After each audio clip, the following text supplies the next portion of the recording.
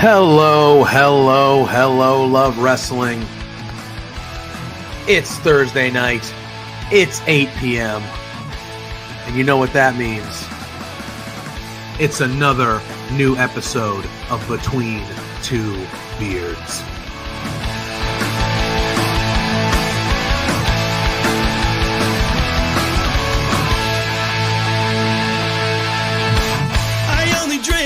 Can we start off with the biggest news of the week? The Rats lost!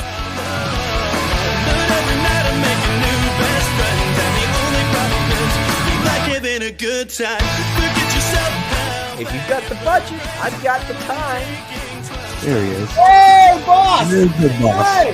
The man with the finest beard on this screen. Canadian boys, shut the hell up! Let me talk! You see, the Rads are resourceful. When I got beef with somebody, I can find a way to talk to them.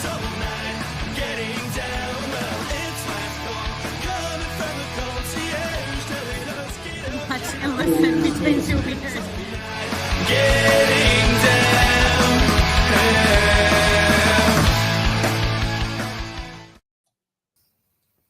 Do not adjust your TV screens, your phones, your audio devices. Why would you adjust your audio device? I don't know. I am PLuggo.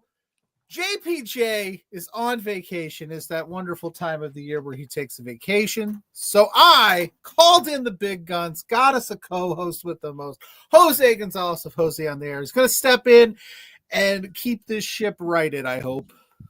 I mean, I hope so. I mean, the fact that we are still technically between two beards, although not the beard, but, you know, I guess JPJ can get a Thursday night off once in a while. Yeah. Did you grow that out just for this special occasion? Or were you Yeah, you know, it's amazing what some serum can do in 24 hours, you know?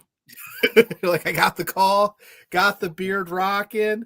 So yeah, we got Dustin's already in the chat. PLuggo is in charge. Buckle up. Amen to that. Everybody and their mother knows that when I'm running this ship, who knows what can happen. If you're in the chat, like, subscribe, share it out to your friends, smash that like button. If you want to leave a super chat, guarantee that we read your question or statement on the air, do that as well. Help support the cause. It's been a crazy week, Jose. We're going to do something a little different tonight because TNA is live. You are going to drop in at any point and tell us anything big that happens on TNA because they are live at Full Sail. Yeah, I mean, so far they're starting with a Joe Hendry concert right now. So, oh well, Joe Hendry concerts are always a good time. Yeah, but also we got to talk about. Go for it. I was going to say, it's crazy to think that for the first time in almost 5 years to the day, we have pro wrestling back at Full Sail University in Orlando with yellow ropes. Yeah. Yeah. It's an interesting move on their part. I like it for them. I like what TNA has strategically been doing. They've been doing like they've been sprinkling in these live Thursday night shows a little bit more. I'm digging what they're going, and the TNA partnership with WWE has been really good so far. I hope to see some more TNA wins now that it's an official partnership, but there's still time. There's still time. Fingers crossed. Yeah, because the early on it's very WWE one-sided, but understandably so when they're not official. But now they're official. They're dating. They got each other's Letterman jackets and pins. Yeah, they're going That's steady. An old reference. They're going steady. Speaking of going steady, I got to talk about this at the top of the hour. I teased it on our social medias. Jose, is it the size of the ring that matters? Or is it what you do with the ring that ultimately matters? There's been a lot of ring size discourse, and until this weekend, the only time I thought ring size mattered was engagement, and we can't say it until the 10-minute mark size rings. Yeah, you know, other rings, but I mean, the whole ring gate of all the things to be controversial with AEW Grandslam in Brisbane was the fact that they did not ship out one of their own typical rings. They ended up renting one from a local promotion they had down there. Apparently was noticeably smaller than what we're used to on normal AEW TV. So instead of 20 by 20, it was 16 by 16, which is Yeah. honestly like the size of the ring they normally see in like UK. Like a lot of indie promotions have a 16x16. Like, so it's not that much smaller in the grand scheme of things. It just looks a little different because you're used to like the massive TV rings that we've seen on almost every program these days. So I think aside from like just the fact that it's a noticeable shift from where they normally are, who the hell cares? Oh, I was and gonna, Joe Hendry getting interrupted breaking news by the from our Cologne. What? who? So Primo and Epico, I guess under their real names, are suddenly in TNA now. Okay. I saw Epico wrestle at an indie show in Chicago a couple years back, and I was like, oh shoot. It didn't dawn on me who he was until like halfway through the match, and I was like, oh yeah. What they want a piece of Joe Hendry? That's an interesting interruption to start your show. Yeah, I mean, I will reserve judgment for a different day. This is Judgment Day. Yeah, you know, We got JPJ like on vacation saying, yo, he's in the chat. Scott's in the house. What's up, Scott? But yeah, I wouldn't have noticed because I'm just that kind of guy. It probably would have took me halfway through Grand Slam to realize that the ring was smaller. It probably would have been like, something's not right here. But had everybody hammered that point home. And like you said, we could kind of start there. Grand Slam, all the controversy surrounding it, the ring was the least of my worries, right? It was supposed to be a 50,000 seat show. It got scaled down to 12,000. I thought the show was absolutely fantastic overall.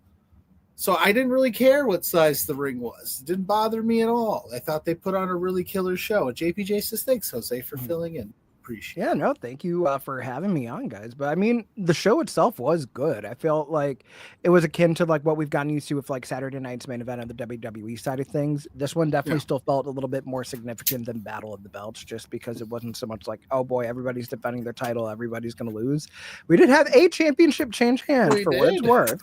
But I mean, starting out with just like the way they promoted the whole event, where like, oh yeah, we're gonna have like a big stadium show. It'll be a pay-per-view. They're gonna go fill up this rugby pitch with so many fans, and then they downgraded to a venue, which they still end up selling out the venue for an arena. But the problem is that according to fans online, they didn't also scale down ticket prices. So some seats were out of position. Some people still had such a high. What the hell? Elijah, formerly known as Elias, just showed up on TNA Impact. Did he? I thought he was showing up at ROH with the Righteous. Apparently, it's just a who's who of who used to wrestle in Full Sail at one point. That's just showing up during the segment. So, back in my day, I used to wrestle here for a little promotion that was black and gold. Yeah, back in my day, they rebranded the competition show into a developmental show. Yeah, this used to be my house, Joe Hendry. Who are you? Only the most over guy in professional wrestling. Yeah. So over that he had counterfeit merch that he's been getting straightened out finally. Oh, really? I didn't know that. I didn't see that. Counterfeit merch. You know you've made it when people are knocking your merch off. Yeah. Sadly, no one's knocking our merch off these days, PLuggo. Well, you know, yeah. No, they're not. But if you'd like to, we do have Between Two Beards merch at teespring.com/between2beards. You can get some beards merch if you'd like. You can get one of these like hoodies. You can get shirts. We got coffee mugs. I got tank tops because somebody asked for tank tops. I don't know if we've sold one yet, but I'm not buying one. I'm not a tank top guy. And of course, I'm not wearing my own shit to plug, but I mean, JoseAndTheAirMerch.com has you covered. So yeah, there you go. See, JoseAndTheAir.com, you know. Boom. Buy our stuff so we keep up with Joe Hendry. Mm-hmm. Yeah, Dustin saying it's a Full Sail family reunion. But yes, the discourse around Grand Slam bummed me out. But again, I didn't like that it was in Australia. Not that it was at like their time live, but then it played after the NBA All-Star Saturday night, recorded. So like you got to figure out a way to either talk to TNT and not have that run then, or you just run it live on Max or something. Do something where you don't have to, because there was a and that there was a bunch of people that already knew what happened, and then there was me who was trying to watch it, and then I'm trying to keep up on socials. There's like a 20-hour difference between when the event finished in Brisbane and when it aired in the States. But I think the bigger thing is just, if you know the NBA All-Star Game typically runs late as is, and you already have something that's going to air on a tape delay that you could have theoretically had ready to go in the early morning, because there seemed to be like very minimal editing from what I could tell, aside from like maybe shortening an entrance or two because you don't have an overrun for a pre-tape. You could have led into the All-Star Game with Grand Slam. You could have, that would have been an option. Again, I don't know. We talked about this, I think, last week a little bit. I don't know if TNT had a say in it, and they're like, we want to put it there. Maybe we'll get, because here's the thing. I'm a basketball fan. I'm a wrestling fan, so I'm a little bit up. There's not a ton of like NBA. First of all, not everybody's down with NBA All-Star Weekend to begin with, even basketball fans. I have to imagine there's far fewer that are basketball fans to that level that are going, I'm going to watch some wrestling after this too. Yeah. Because that's the hope, right? You put it right after your big event to hopefully get some of those viewers. But I overall thought the show was fine. You mentioned it. Toni Storm is her new women's champion. She absolutely deservedly so. Great story was told there. She said a lot of fun things on Wednesday night about her championship. Which one was your favorite? Oh God, this tramp is your champ. That's a good one. I mean, Toni Storm, whenever she's in this mindset, you never know what the hell is going to come out of her mouth, but it's going to be something that like you want as a tattoo quote, like on a drunken night. Yeah, that's how I feel about Timeless Toni Storm. I mean, speaking of controversy, we do also have the controversy of the finish of that match. Not necessarily that Toni beat Mariah, but just it feels like there was a lot of build up to end in a small package. Don't I know a thing or two about that? I mean, what are your thoughts just on that? Just ask Mrs. Pluggo finish about that. See, right? That's exactly how she feels. I didn't hate it. I thought, okay, a small package usually means that you're sneaking out the win. She snuck out a win on Mariah May, so it was an attempt to keep Mariah strong, I guess, and maybe we can run this back. Would I have preferred a more dominant finish out of Toni Storm? Maybe. But the way she sold it on Wednesday, I was just like, oh, okay. I don't know. I feel like the problem with me is not even so much that it ended in the small package. It's just the fact that you had so many finisher kickouts before that. I mean, you had multiples of each other's finisher, and then on top of that, you're swapping finishers with the other person too. It just kind of felt like, at that point, why wouldn't you just like counter, and try not to get caught, and then like have the roll up mean a little bit more like sudden, like, whoa, I wasn't expecting that. That's kind of just buried the Storm Zero and the Mayday in the process for a small package. Yeah, we can't all marry the finisher, Jose. Sometimes we got to just deal with the small package. I mean, the other thing is a lot of people are trying to spin it on the whole, like, well, when Toni was acting like original Toni Storm and she was only winning with a small package, that it's harking back to that. I don't know. I'm not fully convinced, but I just know that whatever happens at Revolution, I want them to have a sense of finality, because it feels like the women's world title in AEW does not feel like a world title anymore. It feels like it's playing second fiddle to the TBS championship, which, I mean, is no fault of Mariah or of Toni. It's just kind of the circumstances dealt with how much more emphasis there's been on the TBS title lately.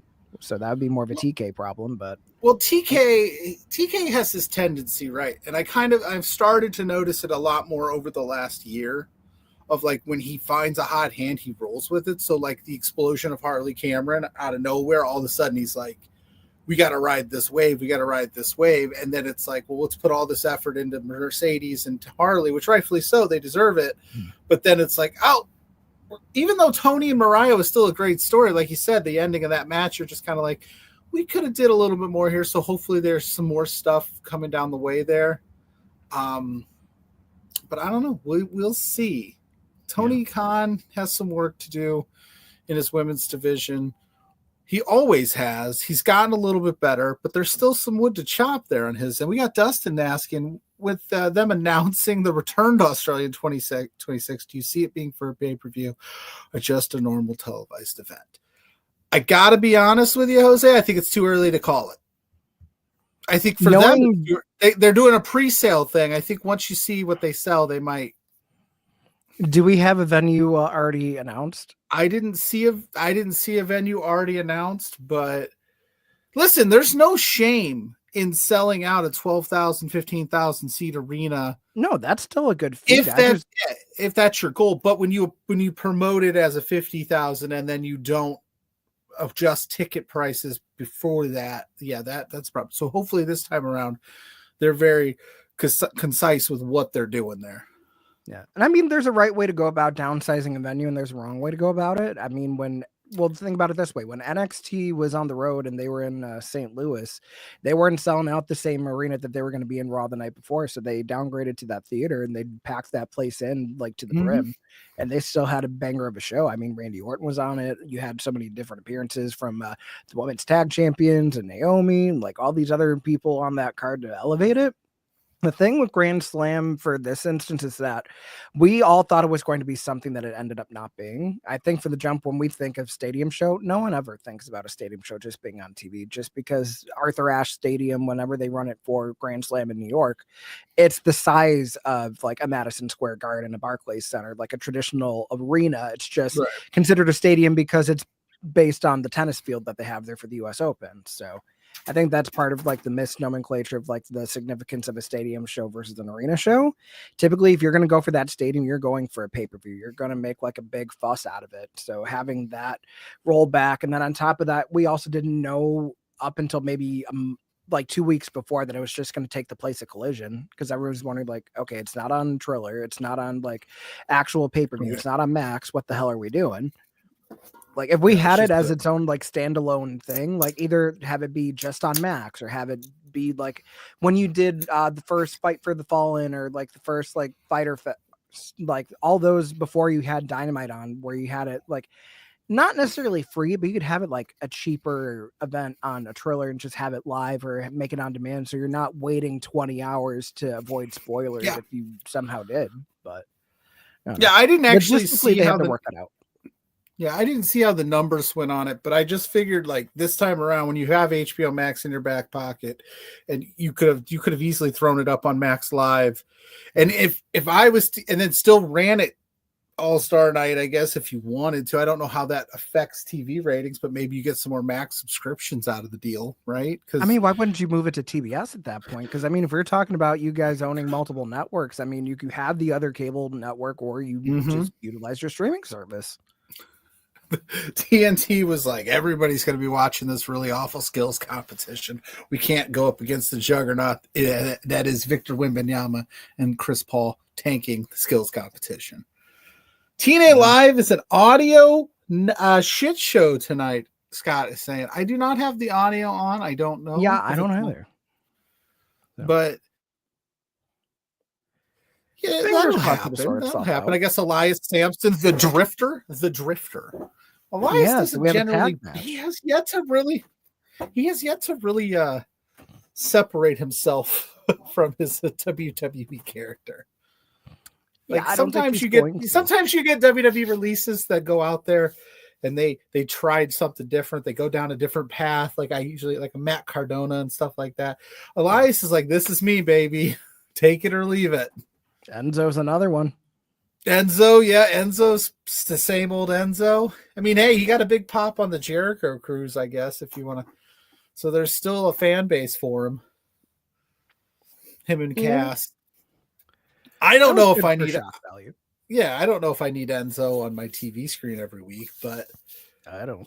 But I mean, that's neither here nor there. I mean, it was nice for nostalgia, but I don't think it's going to be anything to build any sort of like contracts or programs for. But to each their own. Fair. Anything else from Grand Slam, Jose, that stuck out to you outside of the stuff we've already talked about? Yeah, I mean, we had that Brisbane brawl, so we had the Death Rider, so Claudio Castagnoli and John Moxley going against Adam Copeland, because I'm not calling him Cope.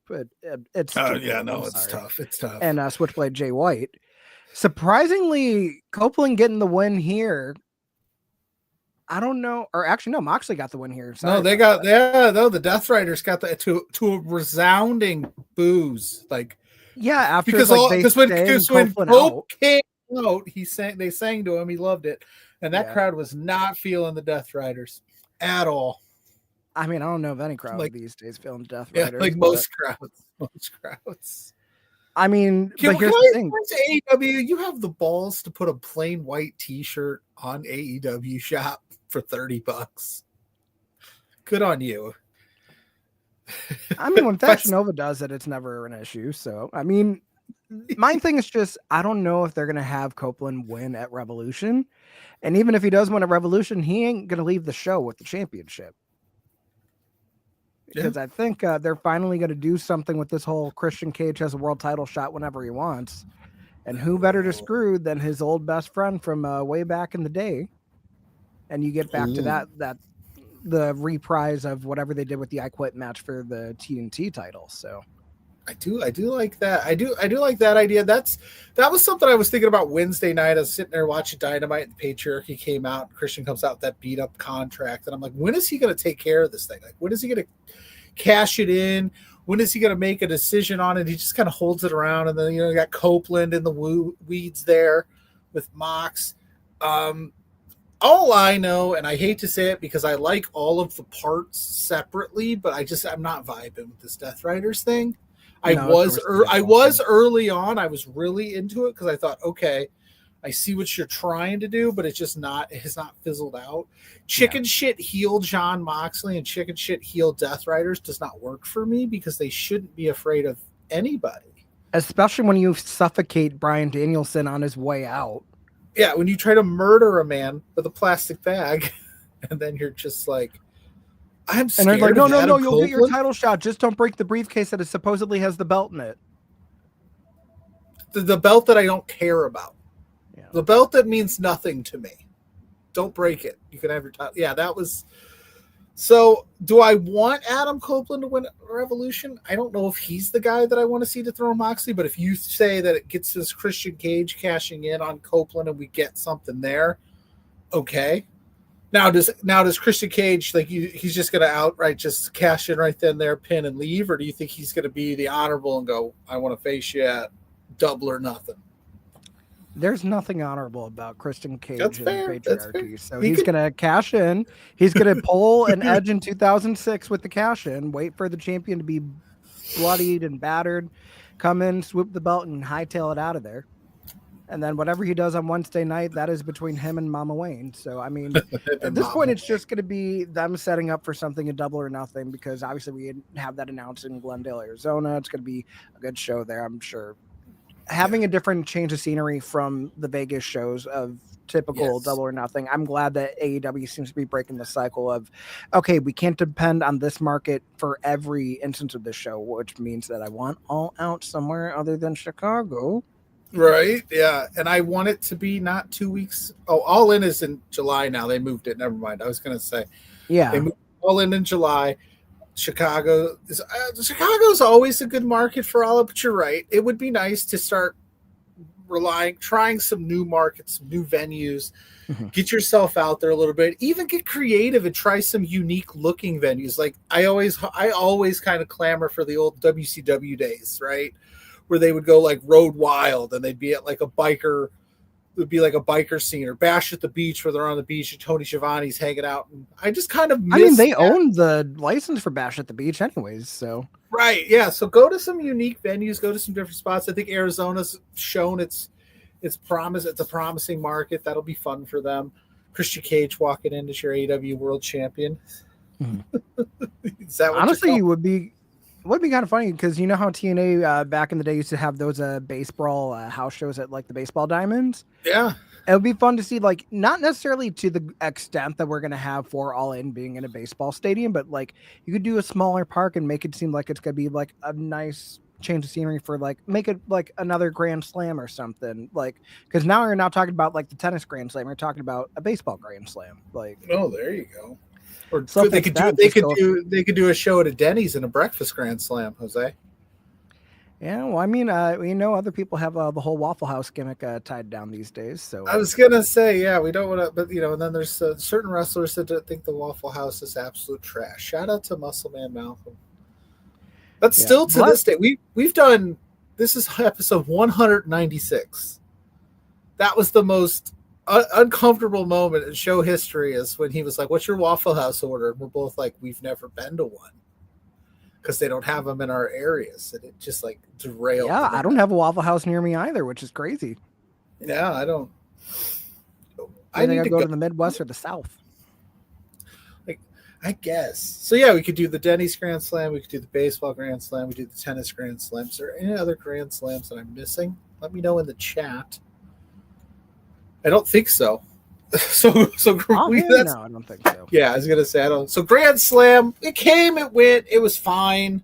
I think the discourse around it was, some of it was justified, some of it wasn't. But ultimately, at the end of the day, it happened. They're coming back next year. It was a busy weekend in wrestling. I'm kind of going chronologically. We're jumping in and out of a few things.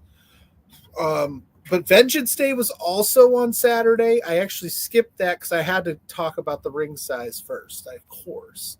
Yeah. But I thought Vengeance Day overall, I don't know how you felt about it if you watched it. I thought that was solid.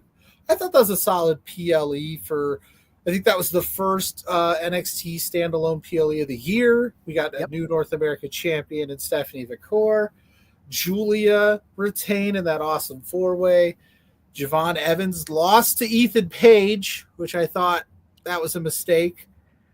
And then we had Oba Femi beat A-Town Down Under. Javon losing wasn't the mistake to me. Well, listen, I wanted him to come to Tuesday night and go, I beat Ethan Page in an unsanctioned match with a broken freaking jaw. That's what I wanted. I mean, I love Javon. I feel like he needed to lose that match the way he did. I feel like the mistake was having Eddie Thorpe win that strap match, though. That's fair. Eddie Thorpe just does not do it for me, and it's not because of anything he does. He's just not a guy that I vibe with. Scott, Cubs do play baseball tomorrow. I thought they played today as well. If I saw correctly, they had a game today as well. I don't know if they won, but spring training is fully underway. No. Are you a baseball guy? I have been an armchair Yankees fan my whole life. I feel like not since the last time they won the World Series have like fully tapped in. This past World Series was fun to watch, though. I will say that. Even though they lost? It was painful seeing them lose, but the way they lost, it was still entertaining baseball. See that? JPJ's not here, and I'm rocking a Lakers cap, and I got a Yankees fan on, so. Oh, he knows my takes on sports. Oh, yeah, but he's probably pissed off right now. But yeah, I mean, he could have the Sox. I have the Bills, and he hasn't had the AFC East in 5 years. So, a boom, roasted. Enjoy your vacation. Mm-hmm. If he pops in here and starts yelling, probably, he might. So yeah, Eddie Thorpe. So my initial thought to that was that this is just a way to get Trick Williams on the card and have him do something and whoop that Trick pop. And then they decided to make it a strap match, and I was like, I still don't really understand why this is such a big deal. And then he low blowed Trick Williams with the strap and won pretty easily. In the lore of the strap match, I felt like this was a pretty tame strap match. This was also a match I didn't think needed a strap match. Yeah, not the four corners thing. I hate the four corners thing. Do you? So okay. It does look kind of cheesy, like when Punk did his, and he's just like, then he's like dragging him to the next one. Yeah, it does look kind of goofy. Yeah, I mean, it is what it is. So, I mean, at the end of the day, I don't think Trick Williams is losing anything with the fact that he lost that match, because clearly they're still working on something. So whatever's going to happen at a Roadblock, I'm sure is going to be the official blow off. I think the problem is just NXT is so hot right now, and there's people that have been ready to move up to the main roster for so long. Now that they're actually bringing in people to backfill those spots, the problem is it's just you have 2 months to WrestleMania. Anybody that debuts between now and WrestleMania is going to get lost in the shuffle because you're only focusing on Mania. Yeah, which we saw that last year, right? They tried that last year, which I thought was a fun, different vibe. Like they brought up Braun Breaker, maybe not last year, but they brought up Breaker in between. They definitely brought up Tiffany last year. They brought up Tiffany. They brought up Braun. Maybe they did this. Maybe it was last year, and I'm just losing my mind. But I remember they brought him up. Might have actually been in the draft. and then there was this whole like, where's he going to sign debate, and then they had the draft. So they brought him up Mania season, and Oh yeah, because he was still tag champion at the time with Baron Corbin. yep, the Wolf Dogs, baby. And now Mhm. Baron Corbin is gone, and maybe he debuts tonight on TNA. Who knows? I mean, I'd be here for it. I would be as well. Yeah, so because generally you have that day after Mania call-ups is usually the trip. They tried something different last year. And you're right, you'll get lost in shuffle. And they still have, like, they got the roadblock, they got stand and deliver. But they're also in this awkward spot where it is so hot right now. The ratings continue to climb that they keep putting in people to keep the numbers going, that they also now have a lot more people in the mix than they did maybe before, when Trick was like doing the thing and he was the NXT champion. I don't know what you do with Trick. He claimed on Tuesday he's not done with Eddie Thorpe till he says he's done. I don't know how much more of that program I need, but if you give me one more. But my question is, where do you go from a strap match? That the strap match should be the one that ends the thing. I mean, unless the whole thing is that he's going to be done with that. No, because I don't want to see Trick Williams lose an I Quit match. That's what I'm saying. Like, but that's that's where it's like, maybe okay, last man standing. I guess. I don't know. I don't know.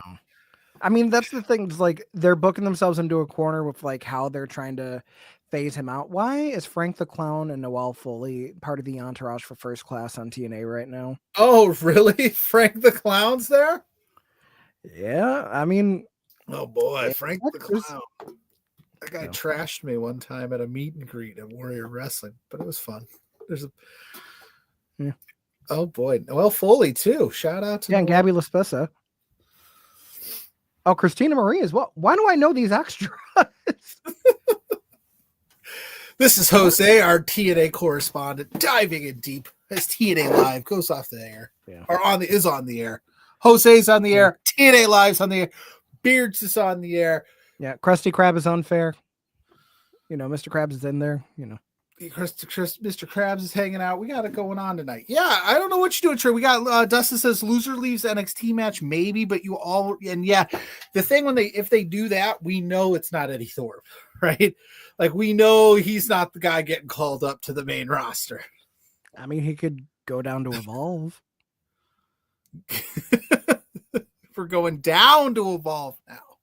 Are you excited for Evolve? It starts March 5th. It's on Tubi. Tubi. Yeah, right? Tubi in the States and then YouTube internationally. So if you're like me, you toggle the VPN so you don't have stupid commercials during Raw. You actually get the mid-match promos and you're not missing stuff in commercial breaks. Oh. I feel like Evolve is going to be a good thing. I feel like it would have been a little bit more interesting if they kept it kind of like without the whole WWE ID part of it, especially because if you're going to have like an Evolve championship or whatever, having that and the new ID championships is going to be too much, because also you run into the who's going to defend the championships and where they're going to defend them at. Is it going to be just with ID talent going after the belts? Can they defend them against non-ID talent? Which promotions get to host them and upload? The ID championships is going to be a nightmare logistically, but I feel like Evolve is actually going to be kind of fun to see how they build some of these newer talent for the PC for sure. Yeah, we got Real Canadian Goose, honk, honk, honk, baby, in the chat asking, does Eddie Thorpe suck? I don't think Eddie Thorpe sucks. He's just not, I don't vibe. It's just not, it's not for me. And that's okay. Yeah. I just don't understand who Eddie Thorpe is, right? Like, I don't get it. It's not for me. And it's the thing is, I feel like it's more so just the character and the presentation, because he's not a bad wrestler at all. I mean, we saw him like when he was Carl Fredericks, when he was doing his stuff in New Japan. Like, the wrestling ability is there. It's just you got to give people something to get over with, and he hasn't had that. His whole shtick has been like he was a DJ, and then he got injured before a match, and then he faked it, and then when he did get injured and he wasn't faking it, Ava didn't believe him. It's like, what the hell are we doing? Right. So again, Eddie Thorpe is a talented wrestler. I don't think any wrestler sucks, because I couldn't do what wrestlers do. I just I call it like I see it in terms of like just what I see on my TV screen. And to the ID championship point, Jose, it's their answer to the IWTV championship, right? Like, it's they're saying we've got these ID people. These are the people that we're, but yeah, I don't know how it works. So far, I don't know how much independent wrestling you follow on a regular basis, but so far I haven't seen anything that says it's been a bad thing. Like Marcus Mathers still loses matches. Zoe Sager is out there for, like no one's booking has like substantially been increased or decreased. It's just kind of like, oh, okay, WWE has their eye on them, but like we still don't really know the full extent of the ID program. Like, are they going to help them with like more financial security, or like are they going to be able to use them more for like if they want to bring people in for like NXT tapings? Like we still don't know like the full extent, because it's not full on being signed to WWE at all, and where they're not reporting to the Performance Center and they're not like actually training there. It's just kind of like, hey, we got our eyes on you. We're going to keep our eyes on you, and then when we think we're ready, like we fully sign. I don't know. This is how we had Ben Ortman's on a couple weeks ago. He's an independent guy who is kind of in the loop a little bit on just the independent wrestling scene, and he kind of spun it like this. Like essentially what they're doing is they're saying, we see value in you. You're not officially signed here, but we see a future where that if you keep doing this, this, and this, and we're going to help you do this, this, and this, in the sense of like, now you don't necessarily have to worry about like you're going to get a little bit of money coming your way, right? I would assume to do this, to go out there, take your bookings, hone your craft. You don't have to worry about an income, so to speak, but you're not officially signed. Now, again, I don't know if it's life-changing money or anything like that. I don't have that inside information. I do worry that with the introduction of these titles, does that now say I have a say on Marcus Mathers wins the men's ID title? Can he defend it at GCW? Can he defend it against, we'll just say Effie? Is that allowed? Or does GCW have to pay WWE to have that match? Is there now a fee attached to you get to book this ID match at your promotion for this rate? You know what I mean? There's so many things to it. It's more titles on top of it. Now, do these titles in the grand scheme of WWE like change the landscape of the upper card? Absolutely not. So I don't really know why people are up in arms about it. Evolve is cool. Then you got the Legends and Future Greats thing going on. It looks like they're really trying at WWE to show the process. Like, here, this is how we do what we do. This is how we get to where we get. Being more transparent, more programming, more stuff that we have to watch. There's only so much time in the day. Yeah, so here's my thing now is, are they going to try to do what they did in 2019 where NXT is going to be built as a third brand again and they're going to have them touring TV, or is it still technically still going to be developmental, even though you're going to have Evolve, which is a truly developmental program now? I err on the side of they're going to go third brand, maybe not full dive, but they're teasing it, right? They're going to Cincinnati. They did the St. Louis to Chicago. They've done, they're moving away from the Capitol Wrestling Center. You're having Bailey on your shows, right? You signed Jordan Grace, who everybody and their mother was like, that's a main roster talent right there. She's going to do some time again in NXT. Julia is an international superstar that's ready to go. Stephanie Victoria. I mean, they're showing like this is a third brand. Do they still call it developmental? Maybe. I don't like that people still call it developmental just based on the roster that I see. And like I said, you're having Bailey and Roxanne Perez is ready to go. What more developmental does Roxanne Perez need in NXT? Exactly. But I think it's her time to come up. I think you should. If you got Evolve, you might as well, right? Try to angle it as the third brand. You're on broadcast network TV, right? So the CW is free to everybody. I say go for it. Go third brand. Do I want to see them go 2019 where NXT almost sweeps Survivor Series? Maybe not. Now, here's the other thing I propose. Say they do go third brand. Will they start being able to draft superstars? Ooh. Because I think about people that might not be doing anything on a Raw or a SmackDown right now just because of how congested those rosters are. They could go to NXT and they could kill it. Yeah, you could do that. I mean, they didn't do it this year. That if they go third brand, I wouldn't be opposed to that. I wouldn't be opposed to it. Just say, hey, this is third brand. They've basically changed everything that they were doing. Who's developing right now on screen? Like a Javon Evans, maybe. Yeah, it comes to mind. Fallon Henley, that was a nice one. Kalani Jordan's. you've got these people that are in depth, but they could do the thing where they kind of dip into Evolve a little bit. You know what I mean? And kind of, if you needed them to, you could treat it like a true minor league system, right? Yeah. You need some reps, head down to Evolve. We got Sergio, WWE embarrassing me. Sergio, we're you know what? Agree to disagree, my friend. I think WWE, while it has its faults, it has its things that I don't always agree with. I think that they're doing a pretty good job. What say you, Jose? I feel like WWE, they're doing a lot right now.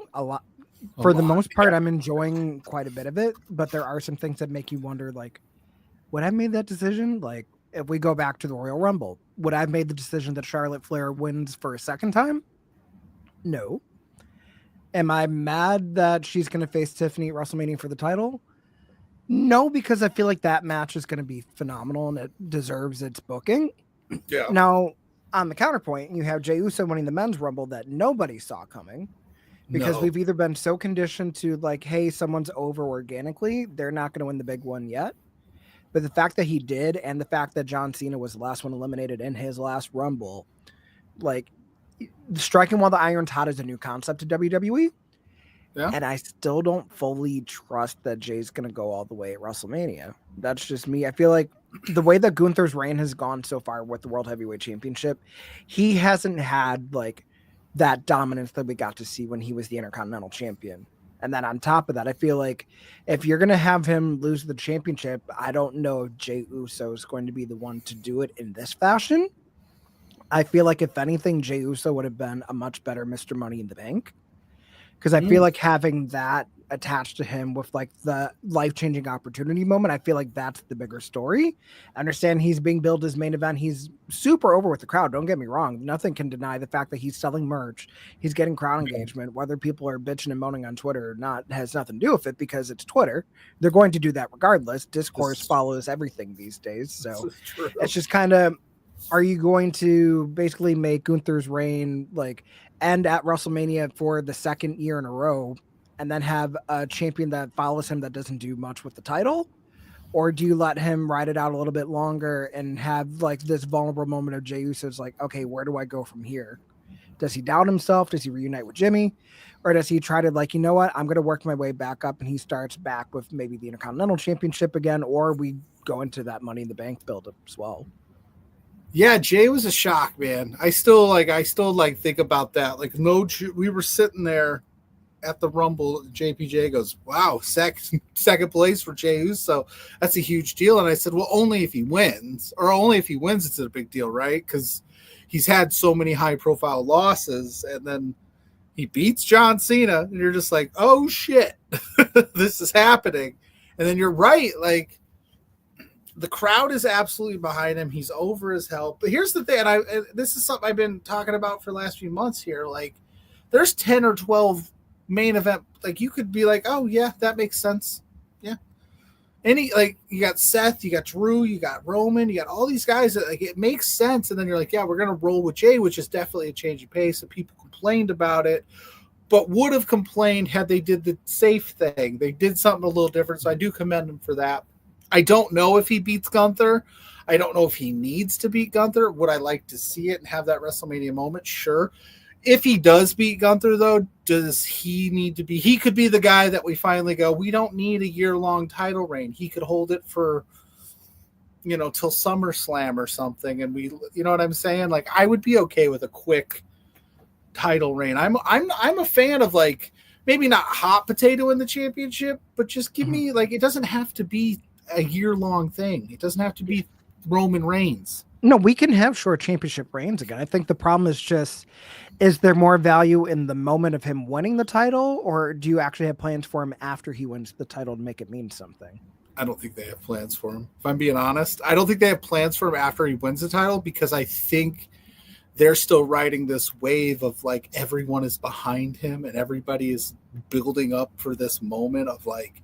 I almost feel like you do a reverse Daniel Bryan, where like everybody's hyped, like, oh my god, he got the Rumble win. No one saw that coming. Like he actually seems like he's going to go all the way, and then you don't have him win, and you have a major heel moment. Whereas conversely, Mania 30, you had the whole build of how the hell are we going to get him on that card in the main event, and you had a bull double duty, and you have that like New Orleans Miracle to close out WrestleMania 30. I don't know. I feel like with Jay, I'm not fully convinced he's a world champion yet. That's not necessarily his fault. He just hasn't had the chance to really go out and prove it, because it's always been like he's been the party animal. He's been like super over. He's always been the tag team guy. Like we've really still with him as a single star, aside from the stuff with the bloodline, because that was probably the most convincing, like as a threat that it could have been, just with how intertwined everything was with Roman as the champion at the time. Him being truly alone on a different brand from everybody, I don't know. Yeah. Mrs. Pluggo's in the house. We got to stop the show. We got to say, what's up, Mrs. Pluggo? The love of my life. The lady that said ring size doesn't matter. It's my personality that counts. Hi, honey. It's about how tight the ropes are. It's not about how tight the ropes are. But that's a great stopping point to say, hey, if you're in the chat, hit that like button, hit that subscribe button. Once again, if you leave us a super chat, we will guarantee that your comment or statement gets read on air as long as it is appropriate and not. We are here to have a good time. We're here to talk wrestling. We are love wrestling after all. But we can have discourse on things that we don't like. And you're right. I think Jey Uso because he had the IC title. That moment was a great test. It was like, okay, the fans are there, and then they didn't know what to do with him with the IC title. They gave it back to Braun. Yeah. Which I was okay with, because I'm also the proponent that like one-time Intercontinental title isn't as great as a two-time Intercontinental title, right? So they definitely were starting to build some accolades for Braun Breaker there. But yeah, I don't know what you do. I think the fans will be super hyped for the win. I think fans would be super hyped the Raw after Mania for the celebration with Jay. Does he win the title and Roman goes, hey, what's up? You know what I mean? Like, where do you go? Do you go back to the bloodline well, where it's like Roman's kind of not, what's he doing? Is he really I wouldn't even think so much the Roman thing. I feel like if anything with after Mania and we do the draft, I want Jacob Fatu and I want Tama Tonga. I want them to go to Raw. Send Jay to SmackDown, and that's where you really start to put the seeds in, like, is he truly going to like sink or swim as a solo star, like if we're going for the main event? Because yeah, I could have him do that feud with Solo, because for whatever reason Solo is still floating around the WWE title scene with Cody. I feel like if Cody retains at Mania against whoever he faces that wins the chamber, presumably John Cena, I feel like what you do is you build up Jey Uso, and him taking the title off of Cody is going to mean a lot more than him taking the title off of Gunther. Because you have that history of not only like the whole bloodline saga, they were tag team champions. Yeah, I was there when they won them. Yeah, when they won him in Indianapolis, I was there. Do you feel him, sir? Do you feel him, sir? Sir.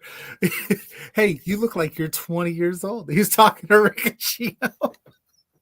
And I wish I could have been at that press conference. Oh my God. It was such a wild experience, because it was, first of all, it got flamed on the internet because nobody mentioned CM Punk. But again, like, I just don't know if the question would have arose. I mean, yeah, CM Punk's available. Are you interested in signing him? What answer would you have gotten had you asked that question, right? Yeah. We'll have, we do what we have to do. We put all of our feelers out there. I don't know. We're never seen ever in the WWE. Right, exactly. So like people were mad about that, but then Jay and Cody were just drunk. Listen, yeah, I'm still the only thing I'm upset with the WWE about currently is that every time I post Cody Rhodes yeeting, which was me asking him to yeet, they take down my video. He wouldn't have done that if it wasn't for me, WWE Public Relations. Come on, help me out here. That's my crowning moment in life, outside of marrying Mrs. Pluggo and having kids.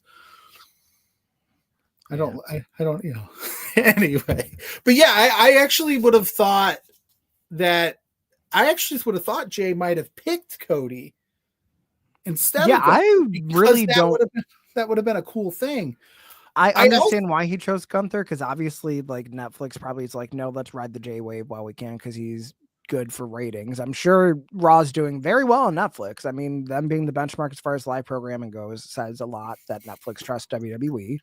For the most part, aside from like maybe that 1 week, the streams have been pretty stable. So yeah, I haven't had any issues outside of that CM Punk Sami Zayn, which of course was the best match, the worst match, I guess, to do that on. But yeah. I was thinking about this week as well. We got Elimination Chamber coming up, and that winner presumably is going to go after Cody. That's going to be our Cody match at Mania, I would assume. Yeah. Why does Jay have to jump the gun? I mean, I know you want to start building a story to Mania, but we got time. Why does Jay kind of have to jump the gun? Why can't he go, I'm still holding out. Maybe you get like I'm the Elimination Chamber winner, I'm the Royal Rumble winner, who you picking? And they have like, something. You could do something there too. Because now I got to think like, okay, so if Jay and Cody would have been a fun match, like you said, now we got these other 6 competitors. We got Priest and Cena, Punk, Rollins, McIntyre, and there's 6 of them. I'm missing one. So it's Rollins, Punk, Cena, McIntyre, Damian Priest, and yeah. Shit, I forgot who the hell else you said. Hold on. God, can you tell that we are both very prepared, even though I was not? CM Punk, Cena, Rollins, Logan Paul. Of course, I would forget that guy, but that's fair. That's fair. We were prepared. The 5 people in there that matter. Exactly. I'm literally writing an Elimination Chamber article right now. I wrote it, half of it this morning, which was the men's side of it. So I should have had that ready in my mind. So of the 6 there, who gets Cody? Cena? Like, I honestly think it's Cena. Do we drag this out this he can't win the big one thing? So here's my thing. If Cena wins, he doesn't necessarily have to win at Mania. Because I feel like here's the problem. You're either going to have Jey Uso win Money in the Bank if he doesn't win at WrestleMania. Yeah. Or you have John Cena win Money in the Bank if he doesn't win at WrestleMania. And that can go one of 2 ways. Either you have a main event with Cody because it's a 2-company men of 2 different eras going, or you finally give CM Punk his WrestleMania main event. That happens however it happens, whether Punk beats Cody or not. I feel like you might have Punk beat Cody there just because of the fact that it's truly like the capstone of like, it's been 11 years since I walked out of this place, and now I'm holding the biggest title you guys have. Even after all the bullshit that happened in AEW, John Cena can make a good case for going after the Intercontinental Championship at WrestleMania this year to finish his Grand Slam journey, because he'll probably finish it before Sheamus, and he could drop it to Sheamus, so he also in turn finishes his Grand Slam story. Look at that. We got to give you the pen. Yeah. Well, now what? Well, I need you to start to submit some of these ideas. Yeah, because when I saw Cena as the final 2 in the Royal Rumble, I go, this is too easy, right? You're going to do it night 1 of his farewell tour. You're going to give him the main event, which, not to say that John Cena doesn't deserve the main event spot, right? But I was just like, whoa, like we have a whole year to go here. We're going to do this right now. And then they went Jay. And then Cena gave that press conference after the fact where he said, listen, I'm not taking questions. This is my statement. I will be in the chamber, which rubbed CM Punk the wrong way. So isn't that kind of like poetic in a sense that we got like they're going to be the last 2 in the chamber, right? Like CM Punk's last line of defense for his WrestleMania moment is John Cena, a legend who just put himself in the match, which is something CM Punk hated 10 years ago. Now, do I think CM Punk's going to take his ball and go home this time? Probably not. He's getting paid pretty well. He seems to be pretty happy. But what a fun little story. And then if Cena somehow snuck the win out on him. Yeah. Oof. You do Punk and Cena at like Money in the Bank for the title or something? Punk and Cena at Money in the Bank is not something I thought about. For the World Championship? If Cena were to take if we want to go back to Chicago in 2011 where all hell broke. Right? My favorite match of all time? Damn. Yes. Think about that as a possibility. Yeah, there's options here. The only option I don't think anybody's vibing with the Elimination Chamber is Logan Paul winning that thing. Keep him away. I hate that he's really good at wrestling and like because he's such a sleazeball. I mean, at this point, I don't care if you're good in the ring. It's what are you outside of the ring? Like Exactly, Logan Paul yeah. and Tessa Blanchard are two prime examples of like, yeah, between the ropes, they're great, but outside of the ropes, I don't want to be within 20 feet of you. Exactly. So it's like, we don't want that. And I think we already see Cody and Logan Paul at one point? Didn't we get that match already? I think we did.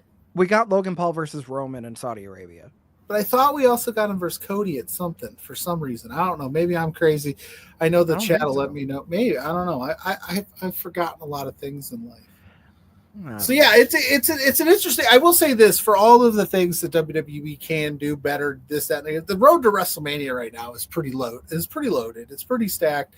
There's only so many spots. I know it's 2 nights, but there's only so many spots, and there's a lot of names that do a lot of big names that don't have a home here, which I've kind of enjoyed this year. And past years, you kind of knew like this is locked in, this is locked in, yeah, this is locked in. At The least only there's other some problem- aura of I don't know.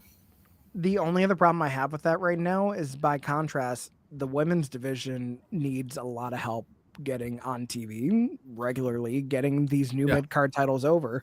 I mean, Chelsea Green, God bless her, with the women's U.S. title. She's been putting it in with Michin for months, even before the title was even a thing. So I have more faith in her in that reign to make the title mean something than Lyra is with the Intercontinental title right now.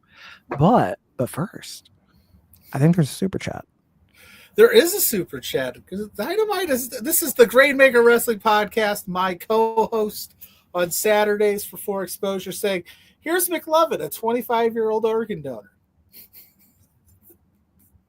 So, Jose, if you're not aware, my Saturday morning independent wrestling podcast show is basically independent wrestling and super bad quotes, or 22 Jump Street quotes, or basically that genre of comedy movie quotes.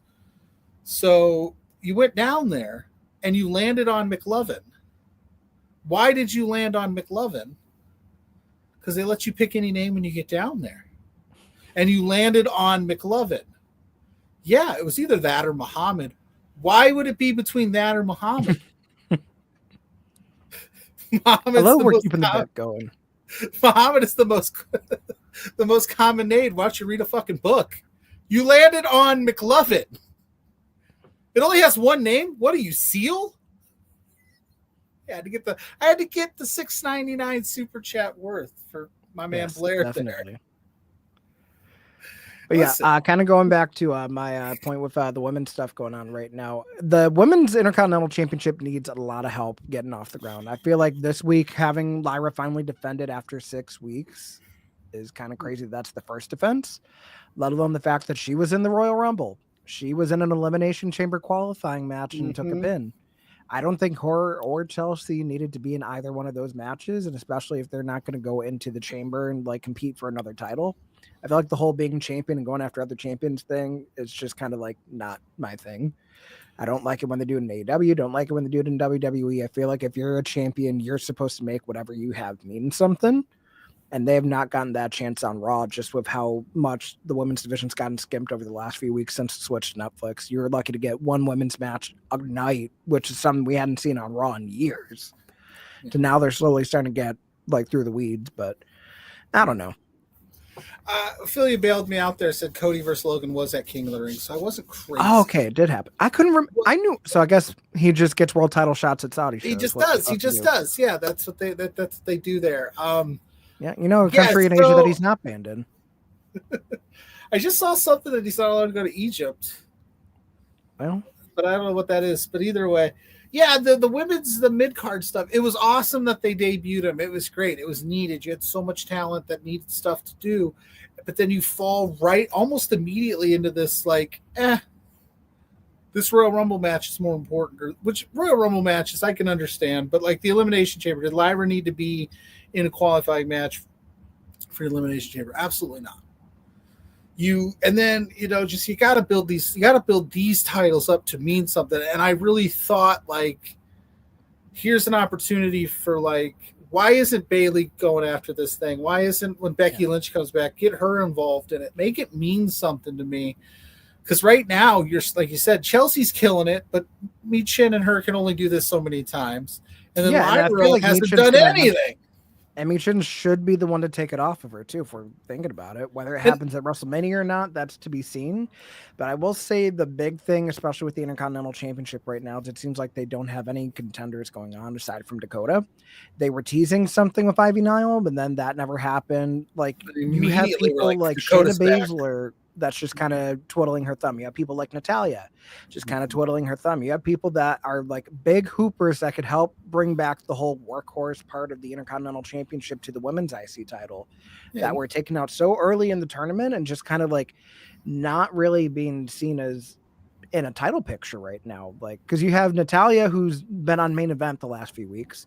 You have Zoe and Shayna now without Sonya Deville. Are they going to still focus on the tag titles, or are they going to try to like maybe split up PFC and have them go about singles routes? And you have maybe Shayna go more in the world title picture, keep Zoe in the IC title picture. I don't know. There's a lot of murky waters, and it feels like it's been kind of like we're protecting the world titles for the Rumble, or we've stretched out Liv and Rhea too long, and the X factor of who attacked Jade Cargill finally, hopefully, coming to an end this week. Yeah, we'll find that because we also that's it. You brought up the tag titles. The tag titles in the women. That is just it feels like there's no one really going after Bianca and Naomi in the sense of like real true feuds. You got Zoe and Shayna, build them back up. Do something there. Do something. I don't know, man. I just because like you don't have to do an IC Open challenge every week, but Lyra should be putting that title up every other week, right? There should be.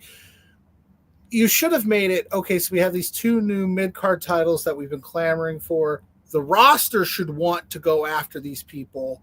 You should be like you should have somebody stepping to Lyra every week, going, "I want the shot," even if you don't put the match per se right away. Don't do the Ivy Nile comes knocking, Dakota comes knocking, Shayna. Like you just should have all these people falling over themselves to want to fight Lyra and Chelsea, and you just haven't seen it yet.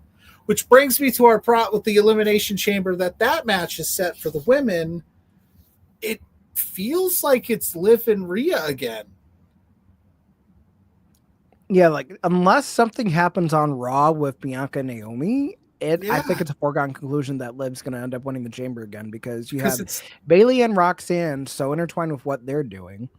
I mean, Raquel getting screwed out of the Chamber this week. I feel like something's going to happen with the tag titles. So now you have Bianca and Naomi on the same page, or do they turn each other? Or is this going to be the push to get Bianca back in the world title scene? There's too many cases of incomplete booking that's making this one feel less, I don't want to say less interesting, but it's just kind of like, what the hell are we going to do for WrestleMania now? Because you've drawn out some stuff for so long. You can't feed Roxanne to Rhea right away.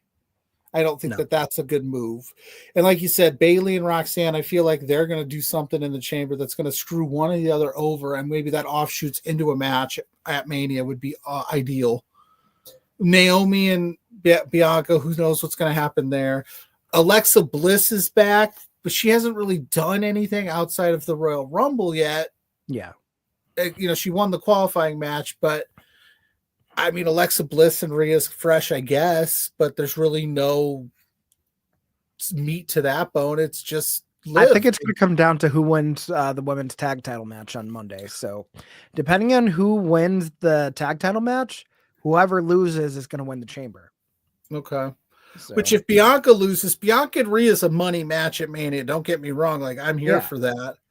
There's some history there. So, but it's not as wide open, I guess, as the men's side of it, where it's like, oh, any 6 of these guys could win it. We'd be like, oh, okay, that could make sense. But right now, so they got to do something better with the women's side of things. They got to figure that out. I did see something floated around on the internet. I don't know from who or where. I just happened to see somebody saying like there needs to be a woman booking women's matches in WWE. Absolutely, they need to have. So that there's somebody that can identify with these women and knows the mindsets and can just focus on booking this division strong and let Triple H do the rest. You know what I mean? He can oversee everything. Have like PJ be like an agent and help put the matches together, but they need a woman's voice and creative badly. Yeah. Because it's very like you can tell they're just kind of like, okay, here's what we're doing for you guys. And it's like they need more. They need some more substance to it because you're killing it on the men's side. Don't get me wrong. A lot of the men's stories like I'm vibing with. There's not any really on the main roster that I'm not like okay with. But the women, it's like I see the potential you have on this roster. I see it every week. You have the pieces in place from NXT. You do it very well in NXT. Mm-hmm. I feel like NXT right now, of quite literally any American promotion, they have the best treatment for the women's division because they are truly being seen like 50-50 with the men. Oh, yeah. Tuesday night, especially. I mean, you had the tag match with Zara, Sol Ruka, Lash Legend, and Rikara Jackson. Is it Rikara? I don't want to. Yeah, Jakara Jackson. Jakara. I don't know why I said Rikara. Right Jakara, now, as crazy as it is, I feel like Lash and Jakara are really the only credible contenders for the tag titles right now because you had Isla Dawn getting released. You had Sonya Deville getting released. Alba Fire's nowhere to be seen. Obviously, she's probably going to end up going down to being a solo star. You have Liv and Raquel doing whatever the hell it is with the Judgment Day. I don't know if they're going to win the titles back or not.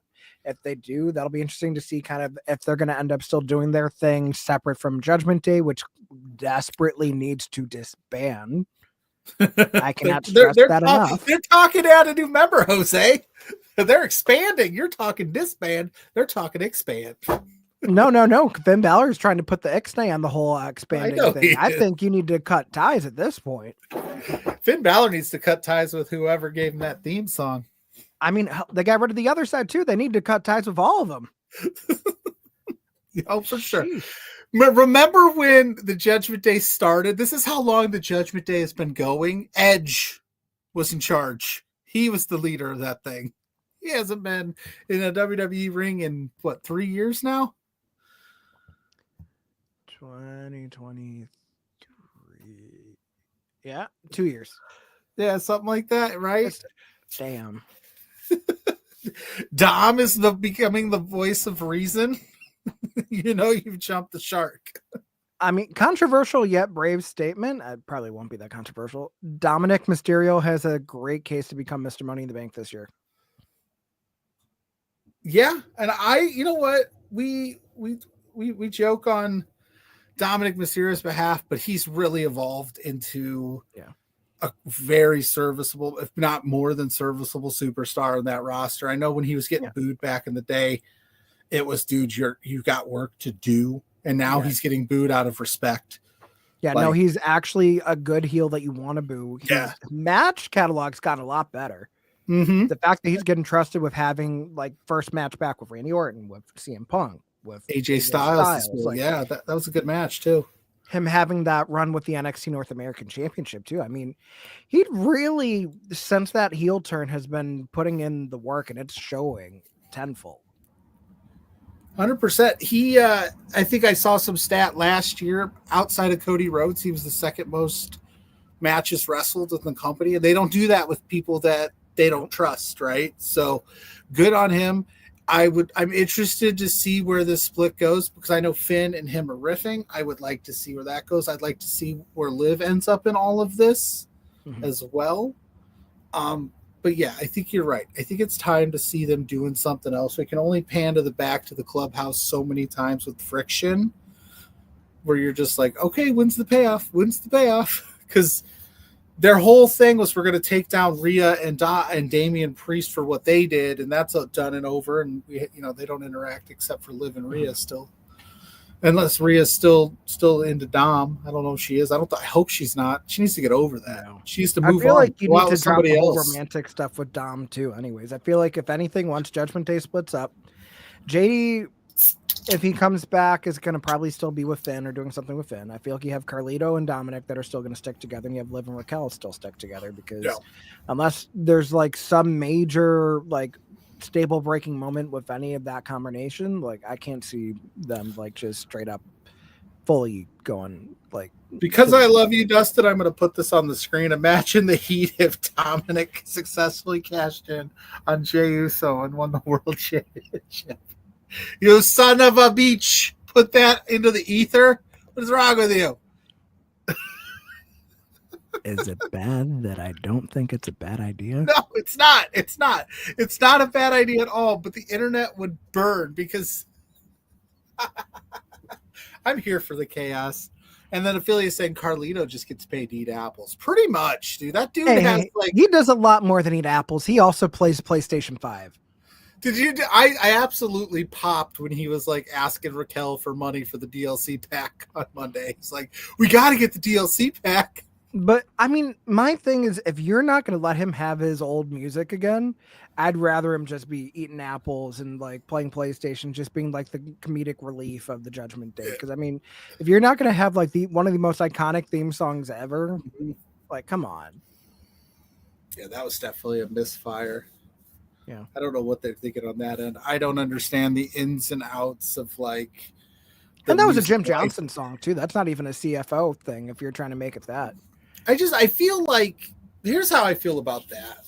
If I don't understand music licensing, I don't understand the royalties and things that have to be paid when you play those. I don't get it, but I have to imagine $1 billion company.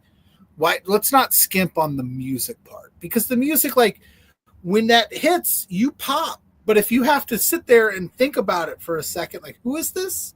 Like when Finn came out at the Rumble to that new song, you're like, what? Oh, it's Finn Balor. Oh, okay. You kind of lose that moment of like, whoa, it's, so. Yeah, the one time that a Def Rebel song doesn't have the superstar's name at the beginning of it.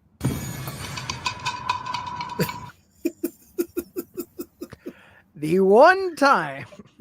All bow to Damian Priest. That is, yeah, no, I don't know. It's Zoe Stark. Okay. It took you time. Yep.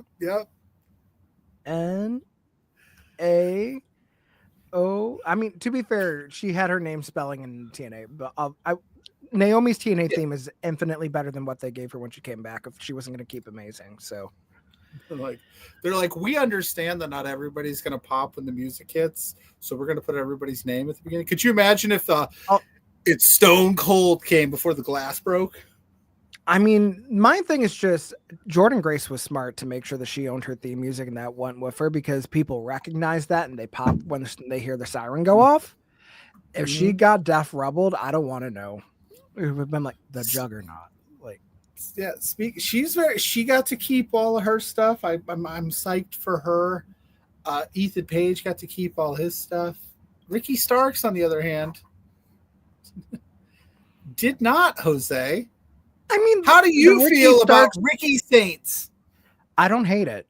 I feel like having a name like that, it's not the whole like and none for Gretchen Wieners thing. It's like, it's him paying tribute to him being from New Orleans. And of all the ring names that we've seen happen once people go through the doors of NXT, having that same first name, just a slightly different last name, is not a bad thing. I mean, Kevin Steen became Kevin Owens. And when was the last time you really heard someone say Kevin Steen these days, unless they're talking about like Ring of Honor and they're talking about El Generico stuff? Like in the context of WWE, no one's still saying Steen. They're saying KO. Yeah, for sure. No, it's just, I think it was jarring at first, but I don't hate it either. I think it could have been a lot worse. You're right. It could have. I don't think they needed to make it a 2-week build out of it. I feel like you could have been Ricky Saints from the jump. Like instead of be like is he going to keep his name and then to not do it? It's like. Well, I think they were, because the way I had heard, or the reports that I saw, was that that came together so quick that they hadn't even really hammered out the deal. So maybe Ricky decided, and it could have been him. It could have been his decision, because it sounds like Jordan Grace is like, yep. And AJ Styles said the same thing. He was like, I let WWE license my stuff to sell my stuff. Maybe Ricky's like, one, I want to keep Ricky Starks for whenever, if this doesn't work, I can always fall back into that. Or two, I'm Ricky fucking Starks. I can get anything over. Watch me kill it as Ricky Saints. Who cares? And maybe I want a fresh start. So there's a lot that'll come out over time about why it was. I didn't hate it. I know a lot of people laughed about it, but again, it could have been a lot worse. He could have been Trill London. Which, I mean, the one that I saw that was popping everybody, he could have been Cameron Hawkins. It could have been Cameron Hawkins, the absolute one. Yeah. Dustin would like to know your thoughts on the new group appearing at Vengeance Day. A lot of people calling them Timu Retribution. Some people think it's going to be worse than Retribution. I don't know. It's too early to call it, in my opinion. I don't know who any of those guys are off the top of my head. I mean, I know a couple of them. I mean, we had Deion Lennox, who's been on NXT for a while. You had Cutler James, who was on like that Roku show that they did with like the new signees and everything, who's I think also going to be on LFG. He was doing a lot of stuff on Level Up. I think you had Saquon Sugars, who was Lucky Ali on the independent scene out of North Carolina. He was doing a lot of stuff with DPW and Firestar Pro Wrestling. And then I keep forgetting who that fourth person is. But I mean, aside from like just who they are, I feel like we need to see like the lengths at which they're going to go to cause chaos, and then we can go from there. I feel like it's refreshing to see it kind of happen the way it's happening in NXT because we haven't had that in a while. And I feel like depending on the route they're going to go, it's either going to make stars or it's just kind of get buried. And I don't think there's an in between. The last time we saw that NXT was Retribution, but that was also pandemic era. I mean, that wasn't even NXT. That was the main roster. I'm thinking like more so like right. Oh yeah. The last time we saw a stable just start going after people, I don't think we've seen that since like the Undisputed era, if we're being honest. The Death Riders. Death Rider style. Not in NXT. The hash slinging slashers. Yeah, listen, I think the problem with groups like that is people have already made up their minds. Mm-hmm. Because of what we've seen in the past, and if you're not going to let it kind of play out after it's literally been 2 days, two shows, like let's see. And then Peggy makes a great point for Lesso. They need a leader. I would imagine that there's got to be. Now I don't know. I mean, that would be different if they didn't have like a de facto leader, right? They were like, "We are the group. This is us." But I mean, ultimately, it's WWE. There's always going to be a leader. So who would you put at the forefront of this group? So here's the other question that I pose is that if we're going to have this new stable and they're just going after everybody and anybody, because you had them go after the whole like tag title match or everything because they went after Fraxium during the tag title. Or no, they went after Briggs and they went after Briggs and Unamura after that. And then they went after Femi. And then they also went after Obafemi. So my thing is, do we think it's still going to be someone in NXT that's going to be the kingpin? Or if you really want to try to make something of this relationship with TNA, do you try to put someone over from TNA and have them be the kingpin and they could just fuck shit up on Impact and on NXT? Yeah, that'd be an interesting, or maybe it's somebody, maybe somebody on Impact that isn't doing a whole lot right now. That's like, listen, this is how I figured out a way to make my mark. New partnership. This is an opportunity I'm going to take. They already have like the system and stuff. So I don't think it would be anybody like that. It's got to be somebody that's just, just kind of lying in the weeds with nothing to do that could sit there and go, I'm going to come up with this plan. Moose is a good shot affiliate, but a Moose is in the system. So he's kind of, unless they're like system cronies and this is a thing. I don't think Moose would be the kingpin for this group. Speaking of, well, not Moose, but Bonkers LFC says The Rock will be on SmackDown tomorrow. He posted himself. First of all, welcome to the chat, friend. Nice to see you. The Rock, is he coming to SmackDown to take Cody's WrestleMania spot again? I hope. No, because I think the whole thing is that he's not going to be on Mania this year, right? That's what he kept saying, right? And I mean, it would be crazy I guess it wouldn't be crazy. Crazy is a strong word, but it would be wild if he didn't make an appearance. But if he's got other obligations, then okay. I mean, do we need him on this Mania card? The way things are shaking out right now, I don't think so. What's the match that him and Roman? But again, we haven't paid off any of the stuff that they've done. And if he did have that drunken promo on NXT, Jose, where you remember he's like, I'm 20 steps ahead of you guys. And if you just need to know your role and shut your mouths. And he cursed more on broadcast TV than he did on Netflix the night before. So maybe that's what he's talking about. But yeah, the one episode of Raw on Netflix that actually went a full 3 hours instead of like this little 2.5 hour chicken shit stuff that they're doing and not getting people on TV. Yes, that one. Yeah. But I noticed that. You noticed that too, huh? You noticed that too, where it's like, you got this opportunity to do all of this stuff now. You don't have to shorten the shows. You're shortening the shows and especially if you don't have a hard out, you should be making a longer show. Especially if you know that you're trying to get shit over. You use the ample time that you're given and you do something with it. Yeah, I don't know how that works in the Netflix world in the sense of like, could they just go for 5 hours? Unless they're doing something like. Femi's on NXT. I mean, on Is he? TNA. Did he? This is TNA correspondent Jose Gonzalez with your breaking news. Yeah, because you have the system beating up the Hardy Boys and Leon Slater because the system helped JDC win that no DQ match. And now Obafemi's coming down to have a stare down with Moose. Okay. How do you feel about Obafemi versus Moose? I've seen a lot of split on the internet where it's like some people are like, holy shit, this rules. Other people are like, whatever. I think it's more because a lot of people don't like Moose. Per se. I'm a lot of people. Yeah, you're a lot of people. I'm not a Moose fan at all in any context of the word fan. In the ring, out of the ring, no. Like there's a running gag between me and Ella J that started back at Multiverse of Matches 2022 in Dallas, where Moose came out and apparently I made a certain face that we called the Moose face. And any TNA show I've gone to since, I've made that face.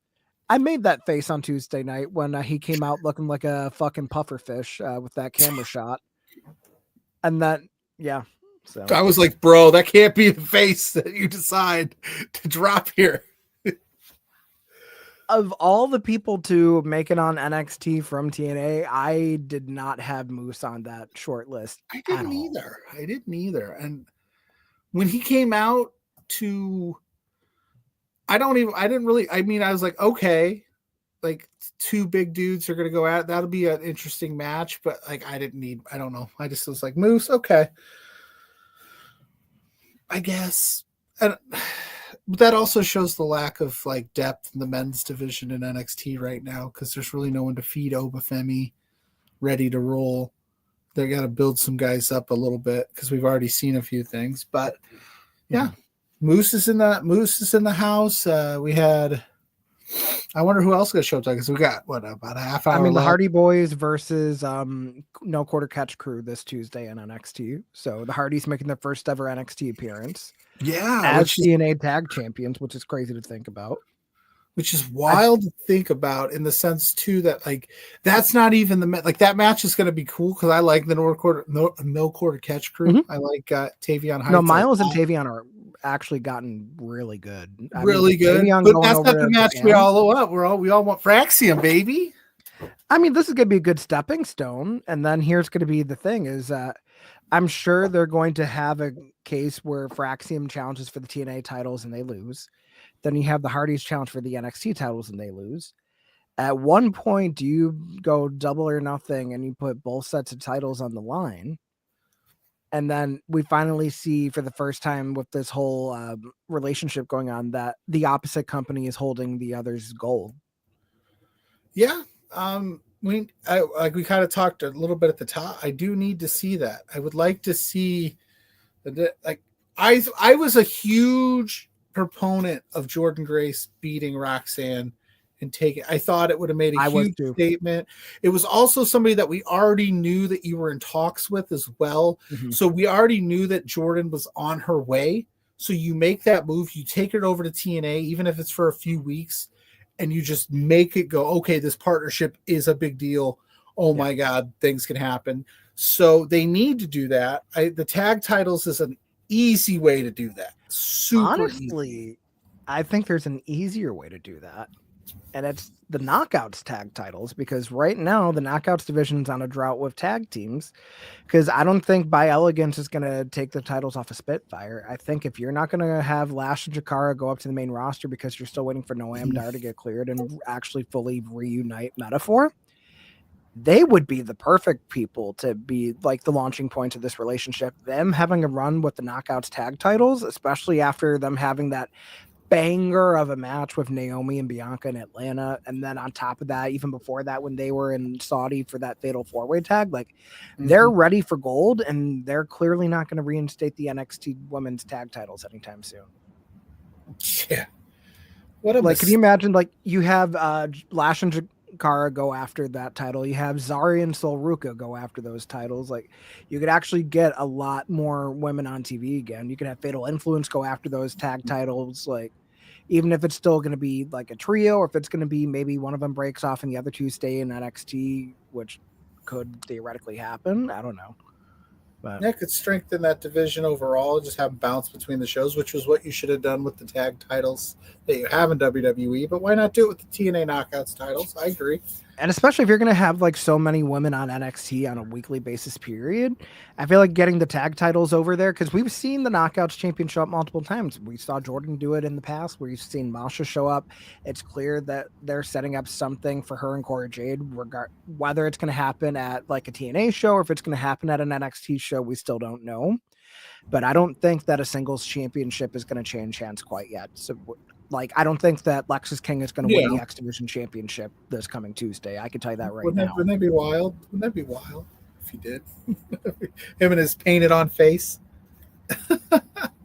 Masha and Cora Jade. You mentioned that. Can I just say that is not a match that I would have ever put together in my mind until I saw the interaction, and then I was like, yeah, oh, okay. But then my first reaction was Masha's going to kill you, Cora. I think my thing is also the fact that it's just, I wasn't so sold on Cora's run like when she came back this time, because she was Roxanne's whipping girl for so much of it. This fatal 4-way that she had at Vengeance Day, where she got to actually show the hell out, it kind of like reignited like okay, I could see why Cora's going to be a big threat for Masha at some point.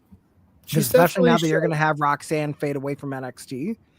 Now is the time to actually let Cora have that singles run that she should have had for a while, because it always felt like once Roxanne got signed, she was second fiddle. Like when they were tag champions and she immediately turned on her, she put Roxanne over. It didn't seem like she was up to speed. And it feels like her coming back from the second ACL injury kind of lit a fire under her ass. And she's really been proving it week after week, which I will give her full credit for. Is she coming along at just like the worst time though? You got Julia. Honestly, Stephanie, I don't know if it's Jordan the worst at the top time of at that. all. You know what I'm saying? There's something to be said about to pull off those wins. It's gonna be tough. Like, I know she's not truly homegrown, because obviously she was Elena Black on the independent scene before she got signed, but like she was there at the end of Black and Gold. She's there through 2.0. I think there's something to be said about her longevity in NXT and now finally being at a point where she's a credible contender. Whether it's going to be the North American Championship, whether it's the Knockouts Championship, whether it's the NXT Women's Championship, I could still see her having a competitive program with any one of those champions still standing her ground, because she could match their intensity in the ring. Because, I mean, we've seen her. Like, she's not afraid to put her body on the line.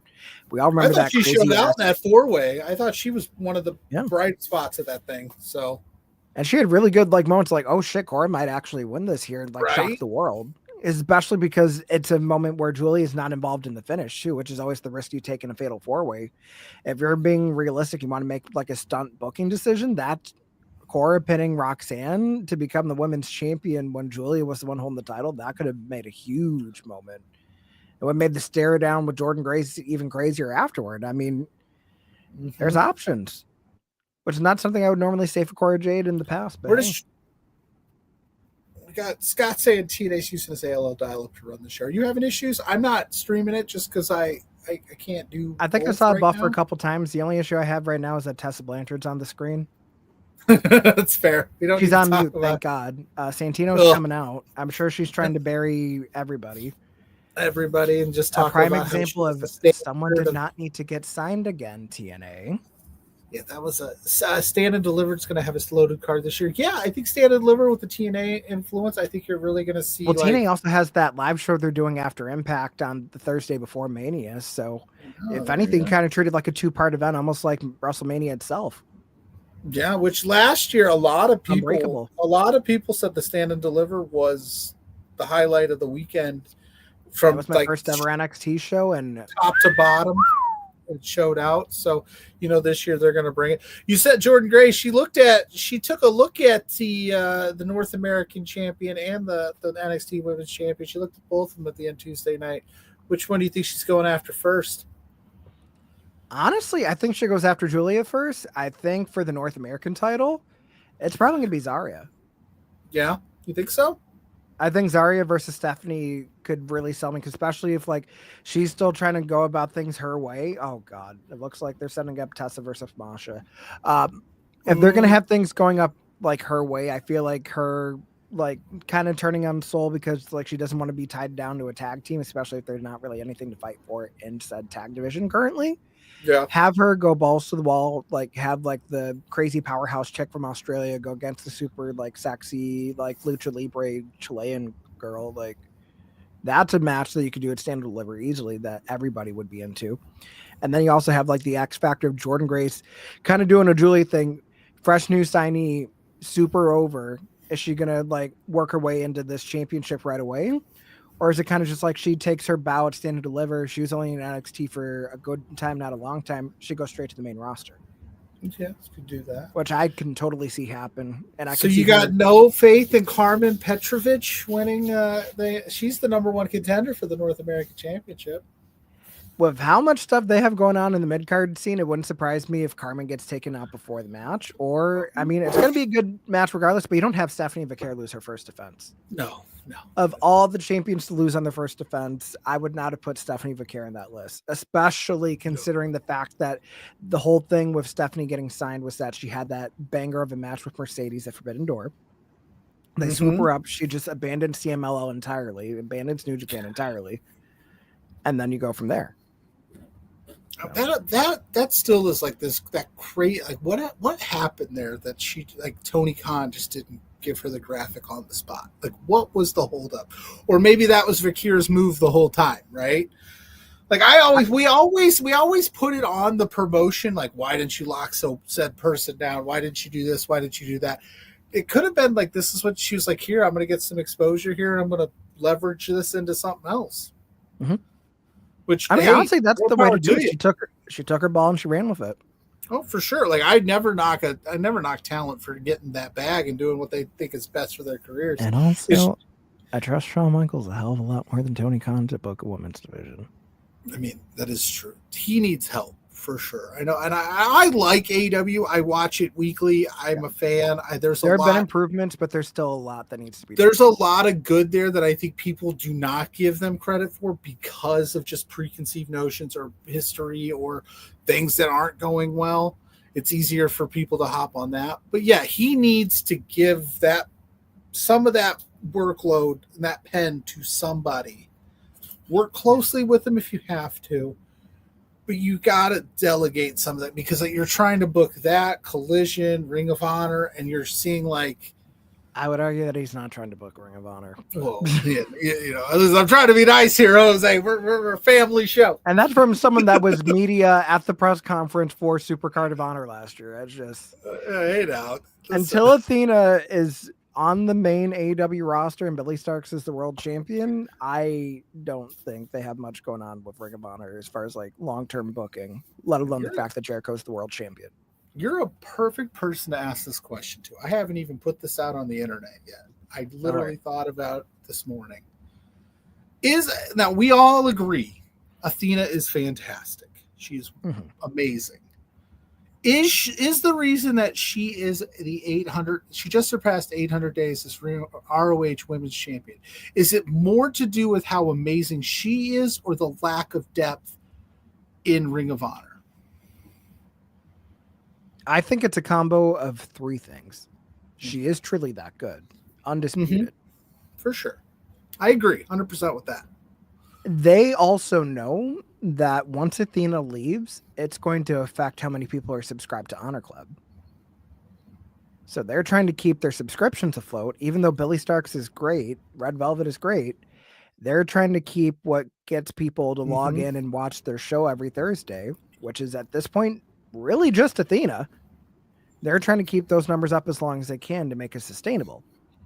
And now you have the third wrench being thrown in is that you have the instance where you have Toni Storm, who's been in this long time storyline with Mariah May for this world championship, where it seems like that after they have their blow off, that no one knows what's going on with that. But the money match is not even Athena versus Timeless Toni Storm. It's Athena versus Mercedes Moné. Right. Now, the bigger question is going to be is by the time that match happens, are they both still going to have the championships that they do? Is Athena still going to be the Ring of Honor Women's World Champion? Is Mercedes Moné still going to be the TBS champion? For that match? I think that's the all-in match. Yeah. Because they were both there at the presser. would make sense to do it there. So that's If for whatever reason neither one ends up in the world title July. picture, that match, assuming that Athena holds on to it after Supercard of Honor, assuming they're still going to do a Supercard WrestleMania weekend, which I don't know if they are, I feel like that's going to be another belt collector match.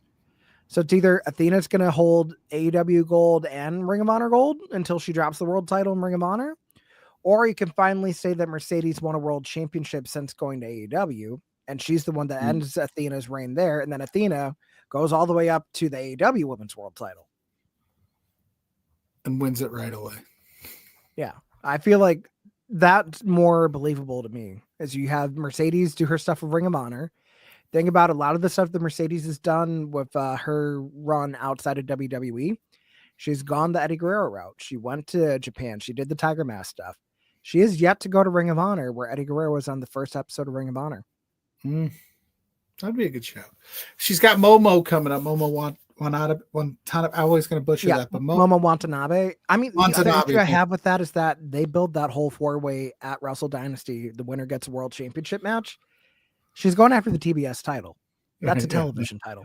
That is not a world championship. You could have maybe been like, she could go after New Japan Strong titles. Like, okay, fair, but no. No, yeah, it was definitely a weird decision. I don't listen, I don't understand that. But yeah, with Athena, I'm disappointed that she seems to be the only person on the Ring of Honor roster that's not allowed to work anywhere else. Like Chris Jericho's defending the Ring of Honor World Championship this Saturday on Collision. There's a Ring of Honor show going on right now. I've been saying that for literally 2 years, that Athena needs to not be gatekept to just Ring of Honor. Like the whole point is that if you're going to have the men's champions appear literally everywhere, all in included, the fact that she was only on one Battle of the Belts in the last 2 years for AEW main television, be so fucking for real.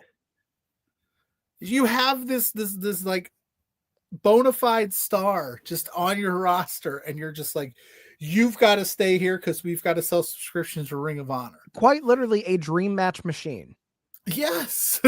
Could you imagine what she could do with Toni Storm, Mariah May, Chris Statlander, Megan saw Bayne? What she could do against Tekla back in Japan for Stardom. Yes, like give her, like, you put that match on a Dynamite, people would be like, hell yeah. You know what I'm saying? Just it's crazy to me. It's insane. Unless they're really trying to get like a Ring of Honor television deal, and that's the whole reason why Jericho's there and why Athena's still there. One's going to be more successful than the other. I mean, honestly, like the day that Athena drops the ROH Women's World title, it's going to mean something, because it's either going to be to one of the most established names in the business in Mercedes Moné, and you have that dream match encounter where like they've only touched for like a couple seconds in WWE in a fatal 4-way. That doesn't count. Them finally having a singles match of two of like the greatest black wrestlers that we've seen of this generation, finally having a historic moment in a company that's kind of stifled their women's division for so long. Let them have that moment at All In. If it's going to be Athena walks out with more gold or Mercedes walks out with more gold, it's going to mean something one way or the other. For sure. And I think that would be the perfect swan song for Athena, if you take it to that, to go to the main AEW roster and challenge immediately whoever the world champion is, or however you want to do it there. Athena says she finds it exhausting that every ROH man is on my TV with the Dynamite Collision, and not Athena. Yes, that, because again, there's never been a real reason why that she's not doing more outside of they're trying to keep that.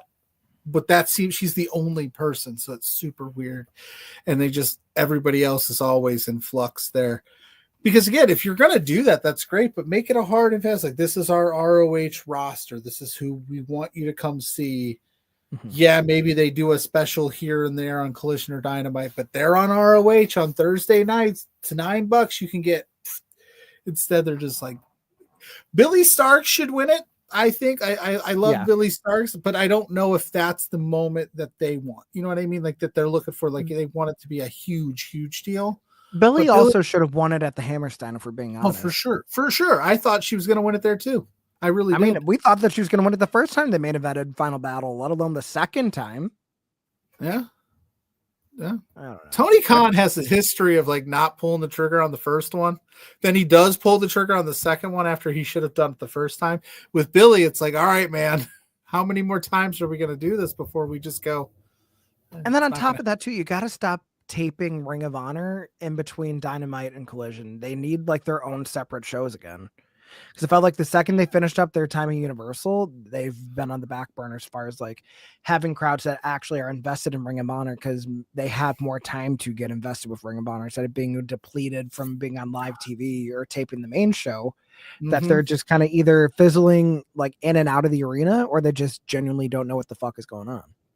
Yeah, I went down last year for a Dynamite in Indy and they did it was rough. They did the Dynamite show live, then they did segments for Rampage, then they did the full Ring of Honor. By that point, people were fine. I don't remember. I didn't stay the whole time either. I watched like the Rampage stuff, the couple of Ring of Honor matches that I wanted to see, and then I was just like, it's 11:30 on a Wednesday night and I have a 2.5 hour drive home. You know what I mean? Yeah. Like, I mean, the last time I went to a Dynamite was ironically enough my birthday this year. They were in Buffalo, which never happens that a wrestling show happens on my birthday in my hometown. That's awesome. So, but it was also a double taping of Dynamite and Collision. yeah. And after Dynamite ended, already kind of late, a little bit after 10 o'clock. Oh God. Yeah. They run over now. It's like 10:15. So by the time the Dynamite ends, they had already taped one Collision match earlier before the main show started. They had a dark match. They didn't do anything in Ring of Honor. We were there till almost midnight for the Collision taping, and we had to leave. I'm like, I got here on Wednesday. I'm trying to leave while it's still Wednesday. I'm not trying to leave on Thursday. Like, Right, I need to right? get the hell out of here. Yeah, I don't know why they don't do. I don't know if it's. I guess I do know why they tape the Collision after Dynamite because a lot of stuff that happens on Dynamite. Well, it was happens also on Forbidden Collision. Door weekend, so that's part of it. But they did that this past. They did that this past week. They did a Dynamite taping of Collision because I saw some people posting, not necessarily spoilers, but I saw some guys going on TikTok being like, "Just got out of the Collision taping after Dynamite. It's going to be a great show. You guys are going to be in for a lot." And I guess logistically it makes sense, but you kind of like, yeah, that's a lot. That's a long slate for TV tapings because then they got to set up and break down. And it on was that also the topic, time where Long Collision Night- was not being taken seriously either. Like it wasn't. It's starting like, to cook again. I will say Collision's starting to get better. Yeah, only in the last month though. Right, but hey, listen, Yeah. we'll take progress. I'd rather them get better for the last month than get worse, Yeah, true. if that's possible. Dustin says, on the topic of long nights, when do you see them doing a Hall of Fame this year? The last few have been after SmackDown. Yeah, the Hall of Fame has been after SmackDown, and that is a tough sled, especially. I mean, I don't want to say it SmackDown to kind of like screw Still TNA out of going anything. until 11. Like, not to screw TNA out of anything. I feel like if anything, you got to do the Hall of Fame Thursday night. Oh, just updated Corey Jade challenges for the TNA Knockouts Championship at Sacrifice on Friday, March 14th, live on TNA Plus. I like that. She ain't beating Masha, is she? I think they're sadly going to set up someone else beating Masha, and it's going to make me sad. Yeah, we don't have to talk about her in this program. Yeah, we did Abs- enough. It's fine. We mentioned her name twice. That's too many times. That's good. See, It's like when you say Bloody Mary in the mirror 3 times. You just say that name into the toilet 3 times, and it's the same effect. Cora Jade versus Masha's coming up at Sacrifice. That's would be a good one. Like I said, I've been impressed with Cora Jade's run since she's been back. Masha's obviously absolutely fantastic. Shout out to Masha winning the J Cup back to back. I really thought this year was going to be the year that they were just like they would have pulled the trigger on somebody else just because of all this other stuff Masha's got going on. But hey, good on her. She's a workhorse for sure. Yeah, I think Masha and Speedball are probably like the 2 wrestlers that will like have probably the most matches per capita of like any wrestler, like independent or televised, honestly. Oh, because you think about what like a Speedball WrestleMania weekend looks like, where like he's doing like upwards of a dozen matches. Masha is usually not that far behind. No, she's everywhere, dude. She's fantastic too, man. Like I don't know how she does it, and she wrestles like hard. Like she's doing 12 matches in a WrestleMania week, like Speedball. They're like knockout, drag out matches too. Cora Jade versus Masha Sacrifice. Yep, we just broke the news with our TNA correspondent Jose. We might have to run this TNA correspondent gimmick if they're live. This is a good. Yeah, so like once a month. So you just pop in. Yeah, it'll be like, oh god, like I'm trying to think of like when you have like someone in the booth like feeding on a live show. It's like, who, like I'll be the Robin to your Howard Stern. There you go. I was gonna say the Howard Stern. Like, so what's in the news, Jose? And you're like, Cora Jade's challenging. That's awesome. Yeah, I'll come up with like some sort of field reporter gimmick. We'll make it work. Get a nice suit jacket. Like, I'm here live in my living room. I just saw on the stream. Thank you, PLuggo. I'm coming to you live from not this green screen, but from the TNA Impact Live from Impact Zone. We interrupt this JPJ rant about the Philadelphia Eagles to bring. Oh God. Wait, did he have a Super Bowl rant? I don't know if he necessarily had a rant on here per se. He just said that he would have rather a meteor struck the stadium than had to watch either the Chiefs or Eagles win the Super Bowl. I don't even think it's so much that the Chiefs or Eagles won the Super Bowl. It's the fact that they were the Super Bowl. Scott said that you're a racist chant started during somebody's segment today. Rightfully so. That's been a theme, which I will say this. I don't want to go down too deep of a rabbit hole with said person, but wouldn't that be a sign to the people that signed her? Like, okay, maybe we shouldn't have done. Maybe we shouldn't be pushing this. Like, I know that they're probably going, this is heat. This is heat. This is heat. But it's not good heat. I mean, we say this, but their top paid man on the roster is Moose, who also is no knight in shining armor. So that's true. That's fair. That's fair.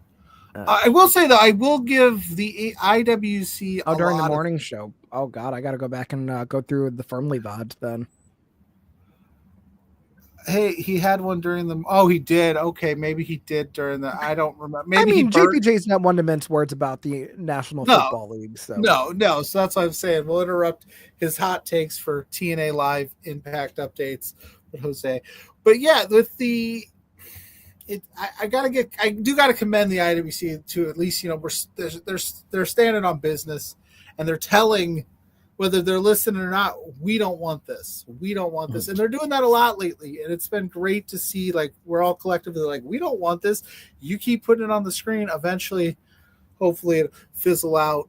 And it's not even like a 2020 thing when we were ambushed with it as like she won the men's world title for the first time. Like, this has not been like new developments. This has been sustained behavior that has followed her for years, regardless of wherever she was, let alone the fact that you held the title like in captivity in Mexico for 6 months in COVID, wouldn't come back to drop it. Basically had $100,000 bounty on the fucking belt. I forgot all about that. Yeah, that was a wild time. She's like, I ain't coming. Okay. Yeah, no. Like, there are many offenses in the long career of TV that deserve her to not be on anybody's television anywhere. But I guess when you lose Jordan, you think about what's going to get people on. It's not that. But I also wonder, like, obviously this decision was made. Did they make they made it maybe before they knew that they were going to officially partner up with WWE? Obviously, the WWE partnership was in talks had to have been a while. That stuff just doesn't come to fruition overnight. But by that time, you already had people from WWE on Bound for Glory. So yeah, exactly. So you kind of already dipped your toes into those waters. You didn't necessarily need her. You could have said, "Hey, do you have some people?" Because I remember like Tatum Paxley, like, in NXT standings isn't top of the card. She's getting pops when she's joining TNA. So you still, just the idea of a WWE superstar showing up on your program was enough, at least in the early stages, that you don't need to make this big splash signing of a person that has very problematic past that frankly just does not think that she did anything wrong. That's a problem. Yeah, I feel like as long as we have people like Tessa Blanchard, people like Moose, people like Logan Paul that are still doing well in wrestling, things are not going to progress. It's just kind of the sad state of it doesn't necessarily matter what you're doing outside of the ring. If you could do whatever you need to in the ring, they'll just hold it on that. Not even a true meritocracy. Yeah, No. that's true. If you're good at something. Scott says that Ryan Sullivan got him going last Thursday on beards. Yeah, he did kind of go a little bit on beards. He did rant a little bit. It was early. He was tame for that rant, though, to be fair. JPJ. We miss his rants here, but we're happy that Jose is in the house. We got about 10 minutes left. We could free for all this, whatever you want to do. Whatever. What did we miss this week? What did I miss this week, or did we miss that was Yeah, what did we miss this week? I mean, we talked about Bane Ringgate. debuted. Well, not debuted. She had her Statlander stare off, which I think they blew that too early. I'll say that. Again, we're talking about TK, so nothing new. But I mean, I'm trying to think of like we talked about Elimination Chamber, we talked about NXT, we talked about TNA, we talked about Ringgate. Ringgate. God damn it. We talked about The Rock is showing up on SmackDown tomorrow to probably ruin some plans. I'm trying to think what the how long the Rock segment goes. 10, over under what? 10 and a half minutes. Over. By a lot. It's a 3-hour SmackDown. That's true. Shit. If you said 20 and a half, I still probably would have taken the over. Oh, okay. God. Oh, man. In the chat, if you're still hanging out with us, because we definitely want to stay to the end of TNA in case something big happens here in the next 10 minutes so we could talk about that. Drop a question in the chat. You don't even have to super chat at this point. You guys have been awesome all night, and everybody's been cool. So if you got a question for Jose, for myself, let us know. It doesn't even have to be wrestling related. It could be whatever you want. That's how we're going to do this. Because guess what? I'm in charge today. It's my show now. No, I'm just kidding. Jose is literally here to make sure that I don't blow the budget and burn the place to the ground. Oh, I didn't know there was a budget. I totally would have burnt it to the ground for you. But I mean, kind of just going off of other stuff for Sacrifice that was announced, we have a 6-man tag match with Ace Austin and the Rascals going against Tyson, Tyreek, and Wesley. That was also announced earlier on. Oh, very cool. Oh, speaking of Ace Austin, made me think. Shout out to Chris Bay. My God, yeah, Chris Bay walking this again. Week. Very good to see. He's home. Yeah, that was phenomenal. That was like very that. Cool. Honestly, made my day seeing that. I'm so happy for him, regardless of whatever kind of recovery he has. Like that doesn't really matter as much to me as the fact that he has mobility again. Yes, the strength will come. He doesn't have to do anything else in wrestling unless he is really wanting to, and he gets himself back in that shape and he gets cleared. He does not owe us anything else in wrestling. It's only whatever he wants to do and he's physically capable of doing. 100%. So yeah, shout out to Chris Bay. Scott saying Penelope Ford and Megan Bayne alliance is interesting. I agree that it's interesting. I don't necessarily know how I feel about it, but it is only the second time that they've kind of interacted. I just don't know if Penelope Ford is the one that I would want as Megan Bayne's like mouthpiece. But then again, it could be great. I don't know. Like, I love Megan Bayne. I think she's fantastic. I think Penelope Ford is very good too, but I just don't know yet. I don't know if she needed that right out the gate. I kind of like her just being Megan Bayne for a little while. Yeah, honestly, I feel like them separately intrigues me more than them together. But I mean, that's kind of a thing that we've seen in a lot of promotions, not just AEW. Dustin says, I know you'll likely do a predictions for Elimination Chamber on next week's show, but I'm curious of Jose's picks for Chamber matches. Oh, God. I got to think about what all has been announced because we still have a week and a half left. I mean, anything can happen on SmackDown and Raw going into next week. So let's look at right now. It's the champ. It's the what's the chamber matches? Chamber matches. We're getting Sammy and KO. That's what I know at the moment. All right, so let's start with Sammy versus KO in the unsanctioned match. Sammy's gonna die. Why? Poor Sammy. Can I say something? Is this Kevin Owens' new gimmick? Is that he's going to beat the pulp out of everybody, and then the star that he beats the pulp out of is going to beg to be cleared? Because he did it with Randy. He did it with Cody. He's doing it with Sammy. My thing at this point is just make the fucking package pile driver a legal move in WWE so he could have his finisher back. Yeah. And in tandem, Michin also gets her finisher back, but that's neither here nor there. But I mean, like, if we're going to talk about the fact that a pile driver of all moves is where we draw the line in this current day of WWE, after you had the bloodbath that was Drew and CM Punk and Hell in a Cell. Right. Nah. Let him get it back. Tombstone KO's pile driver is one of the most iconic moves in WWE lore. Yeah. And honestly, I trust KO to do it safely, so it looks fucking lethal. It always looked lethal, regardless of who he did it on, where he did it, because it's all in how you're holding them in that cradle. But I think KO for sure is going to win that match. That's definitely something that we forget about, right? Like, it's supposed to look like it's like, because how pissed would you be as a fan if it looked cheesy and didn't look believable? You always jump on that. Botchamania makes a living off of stuff like that. But when it looks like it's supposed to look, we're like, it's too dangerous. They're professionals. Things happen. Don't get me wrong. I agree things happen, but I trust, like you said, I trust a veteran like Kevin Owens and Sami Zayn to put that, like when Sammy did that buckled spot at Mania, everybody thought it was a botch. No, that was just a really filthy. No, that's his brainbuster that he used for years. It's just filthy, and it looked like it hurt, and it's supposed to. But I think it's also the fact that, like, you have people taking DDTs on their head, reverse Ranas on their head, Canadian Destroyers on their head. Like, you have so many people taking a spike bump as it is in other ways. Let them have a pile driver if they want to. And I also trust that a lot of times in WWE, especially, a pile driver is going to be a finish of a match. It's not going to be kicked out at 2 like we've seen so many times with AEW. I mean, we want to talk about a package pile driver. Go back to Mercedes Moné versus Statlander too. Mercedes doing a package pile driver to Statlander for a false finish. But, yeah, no, I think KO is going to win. I think they're going to do a stretcher thing with Sammy. It would be interesting to see if someone comes in and breaks the post match, because I'm sure it's going to be like some sort of crazy shenanigans. Randy Orton coming back for Ella. That would be a huge pop, especially because Ella J is going to Elimination Chamber. I will hear the screams all the way across the Peace Bridge. I might hear them all the way in South Bend. Yeah, I mean, never say never. We have Trish Stratus and Tiffany Stratton going against Candice LeRae and Nia Jax in a tag match. Trish gets the win in Toronto. I mean, also, you're not going to want to have Tiffany Stratton suffering a loss before WrestleMania against Charlotte, of all people. No, right. I think it's a good way to get Nia and Candice on a PLE. Candice especially. Like, I think aside from War Games, this is her first main roster PLE. Like, that's not just in a stipulation match.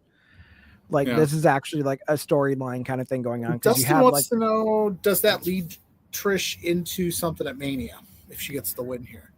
So I have a theory. What is one match type at WrestleMania that everybody loves and we've been wanting to see more and more? And we kind of had one last year, but there was a while where we weren't getting it at WrestleMania. The Andre the Giant Battle Royal. No, but I think they should bring that back too if we're talking about it. They should, for sure. What is the other stipulation that you always think of, like, having big moments at WrestleMania? Oh, God. I don't know. What are you getting at here? The ladder match?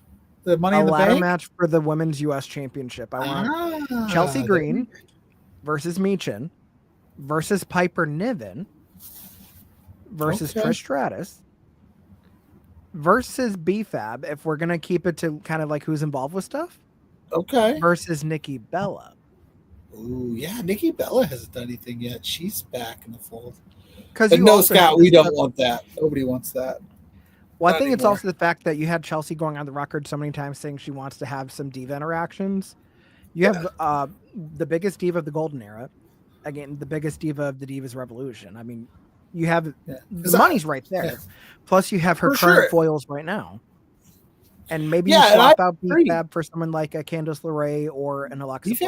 B-Fab's been killing it. I also, like I said earlier, these new mid-card titles, I love the idea of some older legends coming back going like, we didn't have this when I wrestled. I want my shot at this. I want to put my stamp on this. This is something we couldn't do then, and I still got it. And, you know, like you said, that would be money. I'd be down for that. I'm a Nikki Bella fan. I'm a Bella Twins guy. Actually, maybe we don't have B-Fab in this, and we replace B-Fab with Mickie James. Oh, yeah. What's Mickey Currently James on up to? LFG. Yeah. I don't know who's inducting Michelle into the Hall of Fame. If it's not Layla, I feel like it would be Mickey James. Yeah. You have someone that hasn't actually had a career ladder match before. Her and Nikki Bella, neither one have had a ladder match. And that's saying something with Mickey also being in TNA. Yeah. You have Mickey, who's already won the Women's Championship and the Divas Championship. In theory, she could become a Triple Crown champion if she won the United States title. It'll probably be Michin, if we're being honest, because I feel like this is like the most logical person to take the title off of Chelsea that's being built right now. Unless they screw that and they give it to Piper. Yeah.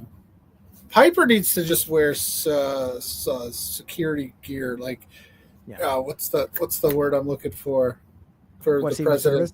Secret Service. Thank you. Secret Service gear all the time. H&P. I think that's how she should roll. I feel like Chelsea Mickey Green James needs had that. Nick Aldis is there. That's her husband. There's also like the way she left. This would be a nice like moment of like, hey, listen, I know the trash bag thing was, but we still love you here, and here's a great opportunity to be in this match. I would love that. That would be a fun thing to do. It gets more women on the card. It becomes a bigger deal. I like that. And also, think about Mickey James in TNA in 2022. Or 2021 technically. So when she first left WWE to go back to TNA, the big thing was the last rodeo leading to her winning that Knockouts championship from Jordan Grace again. But the thing that was the catalyst for it was her getting screwed and turned on by Chelsea Green and losing to Chelsea Green. So they have history that they could bring back up from their TNA days. And let's not also forget the whole like Mickey and Trish stuff on top of that. So there's a lot you can do there. But give the man the pen. Yeah. Let him book this Mania card. Dustin says he likes it. How's it going over there at TNA land? Elias's finisher is a tombstone now? We just talked about this. You're not allowed to do that. All right. Well, Elijah and Joe Henry win the tag match. And then as far as like men's chambers go, I'm going to say Cena for the men's. I'll put an asterisk, Cena or CM Punk. And then for the women's, I'm going to say Liv Morgan, asterisk, or Bianca Belair.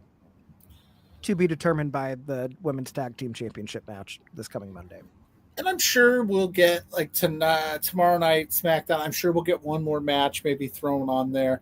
I got to be honest with you. Like, give me Chelsea Green in a match, and she's from Canada. It's in Toronto. Give me the United States Women's Championship match. Unless you do Chelsea versus Michin at Elimination Chamber as the blow-off match, and then you set up something entirely different for WrestleMania itself. Nothing else happened post-match for TNA, by the way. That just kind of faded to the logo now. So it was a show. Yeah, it was a fine show.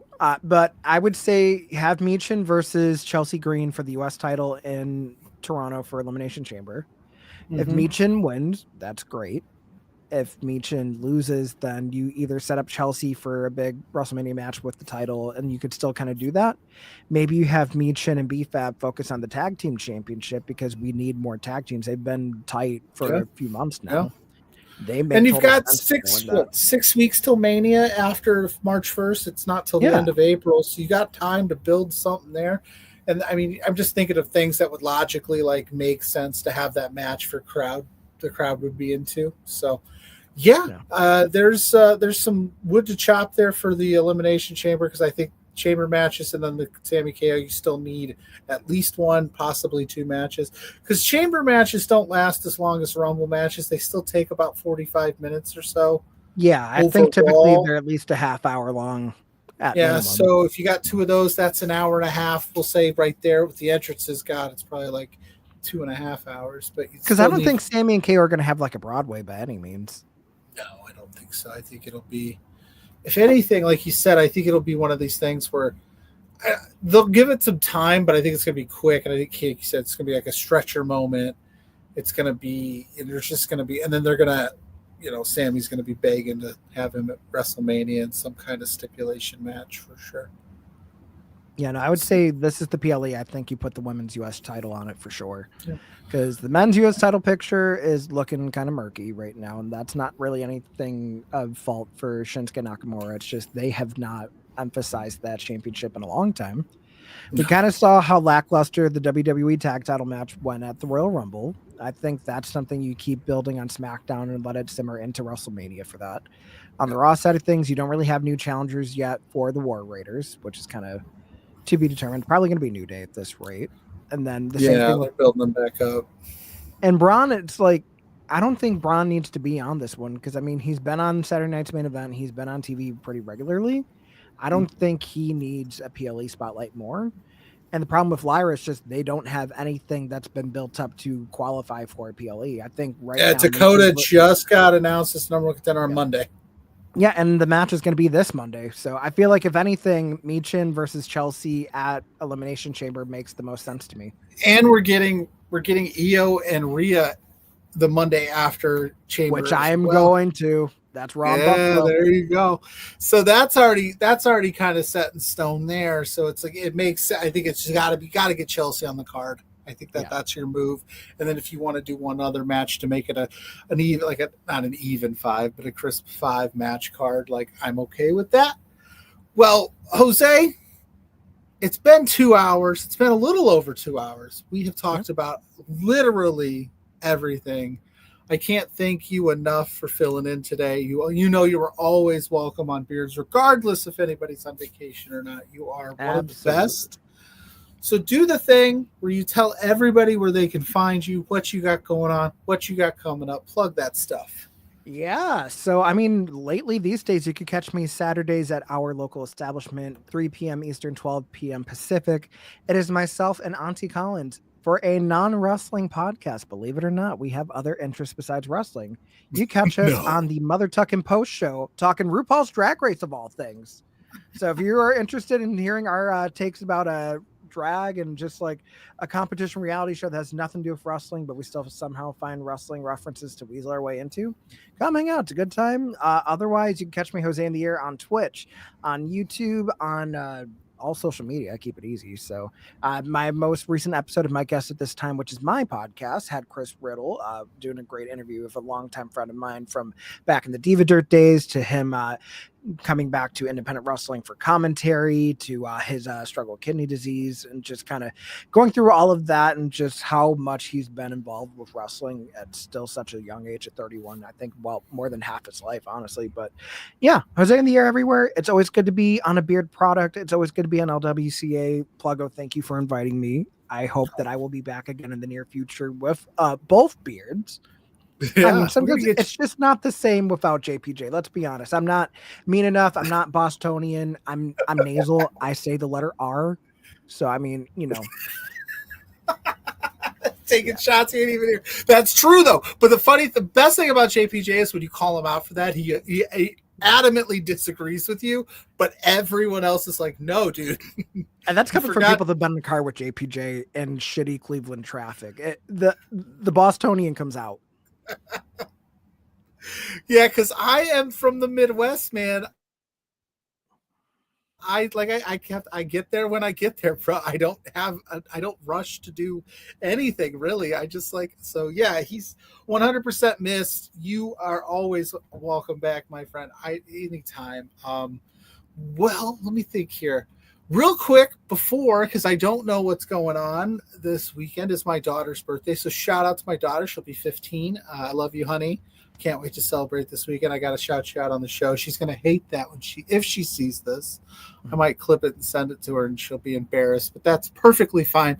You can find me Saturday night, 6:00 with Blair Pacheco, Grainmaker Podcast, and Big Bad Boris. We're going to be doing the LPW 34 preview show, How the West Was Won. That's going to be a good one. I'll have some writings coming out this week on lovewrestling.ca as well, my top 5. And then I got a couple other things I haven't pitched to the boss yet, but I've already wrote them, so I know hopefully he'll take them. And then you can find me at PLuggo on all social media platforms, no matter where it's at. You search PLuggo, this face pops up. That is me. And then Thursday nights, like we just said, 8 p.m. with JPJ. If you want to know what's going on for the Between Two Beards boys, go to at B2Beards across all social media platforms, and we've got you covered there. And then make sure you follow JPJ at JPJ Loves Gaming. I know he's not here, but he would appreciate it if you help him out. Now it's that time where we all say hi to Sue. So everybody, have a good night, and hello, Sue. Hi, Sue. Hey there, PLuggo and JPJ. It's Trent's mom, Sue, and I have a bone to pick with you. So, I understand that you guys are being real idiots and spending your entire monthly budget. You've got to be kidding me.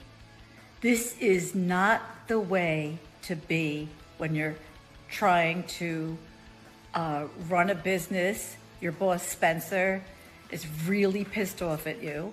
I'm pissed off at you. You have some nerve. Get a grip. You have to control yourself. You can't just go out and spend all the money that you're making, you two beards guys. Oh no, this is coming out so stupid. Anyway, behave yourselves, or I'm going to cut you off from watching AEW. You're no longer going to get to know, be able to meet my son. What? Or me. I'm sorry, this is like, I don't know. Anyway, thanks so much for being fans. Watch yourselves. Knock it off.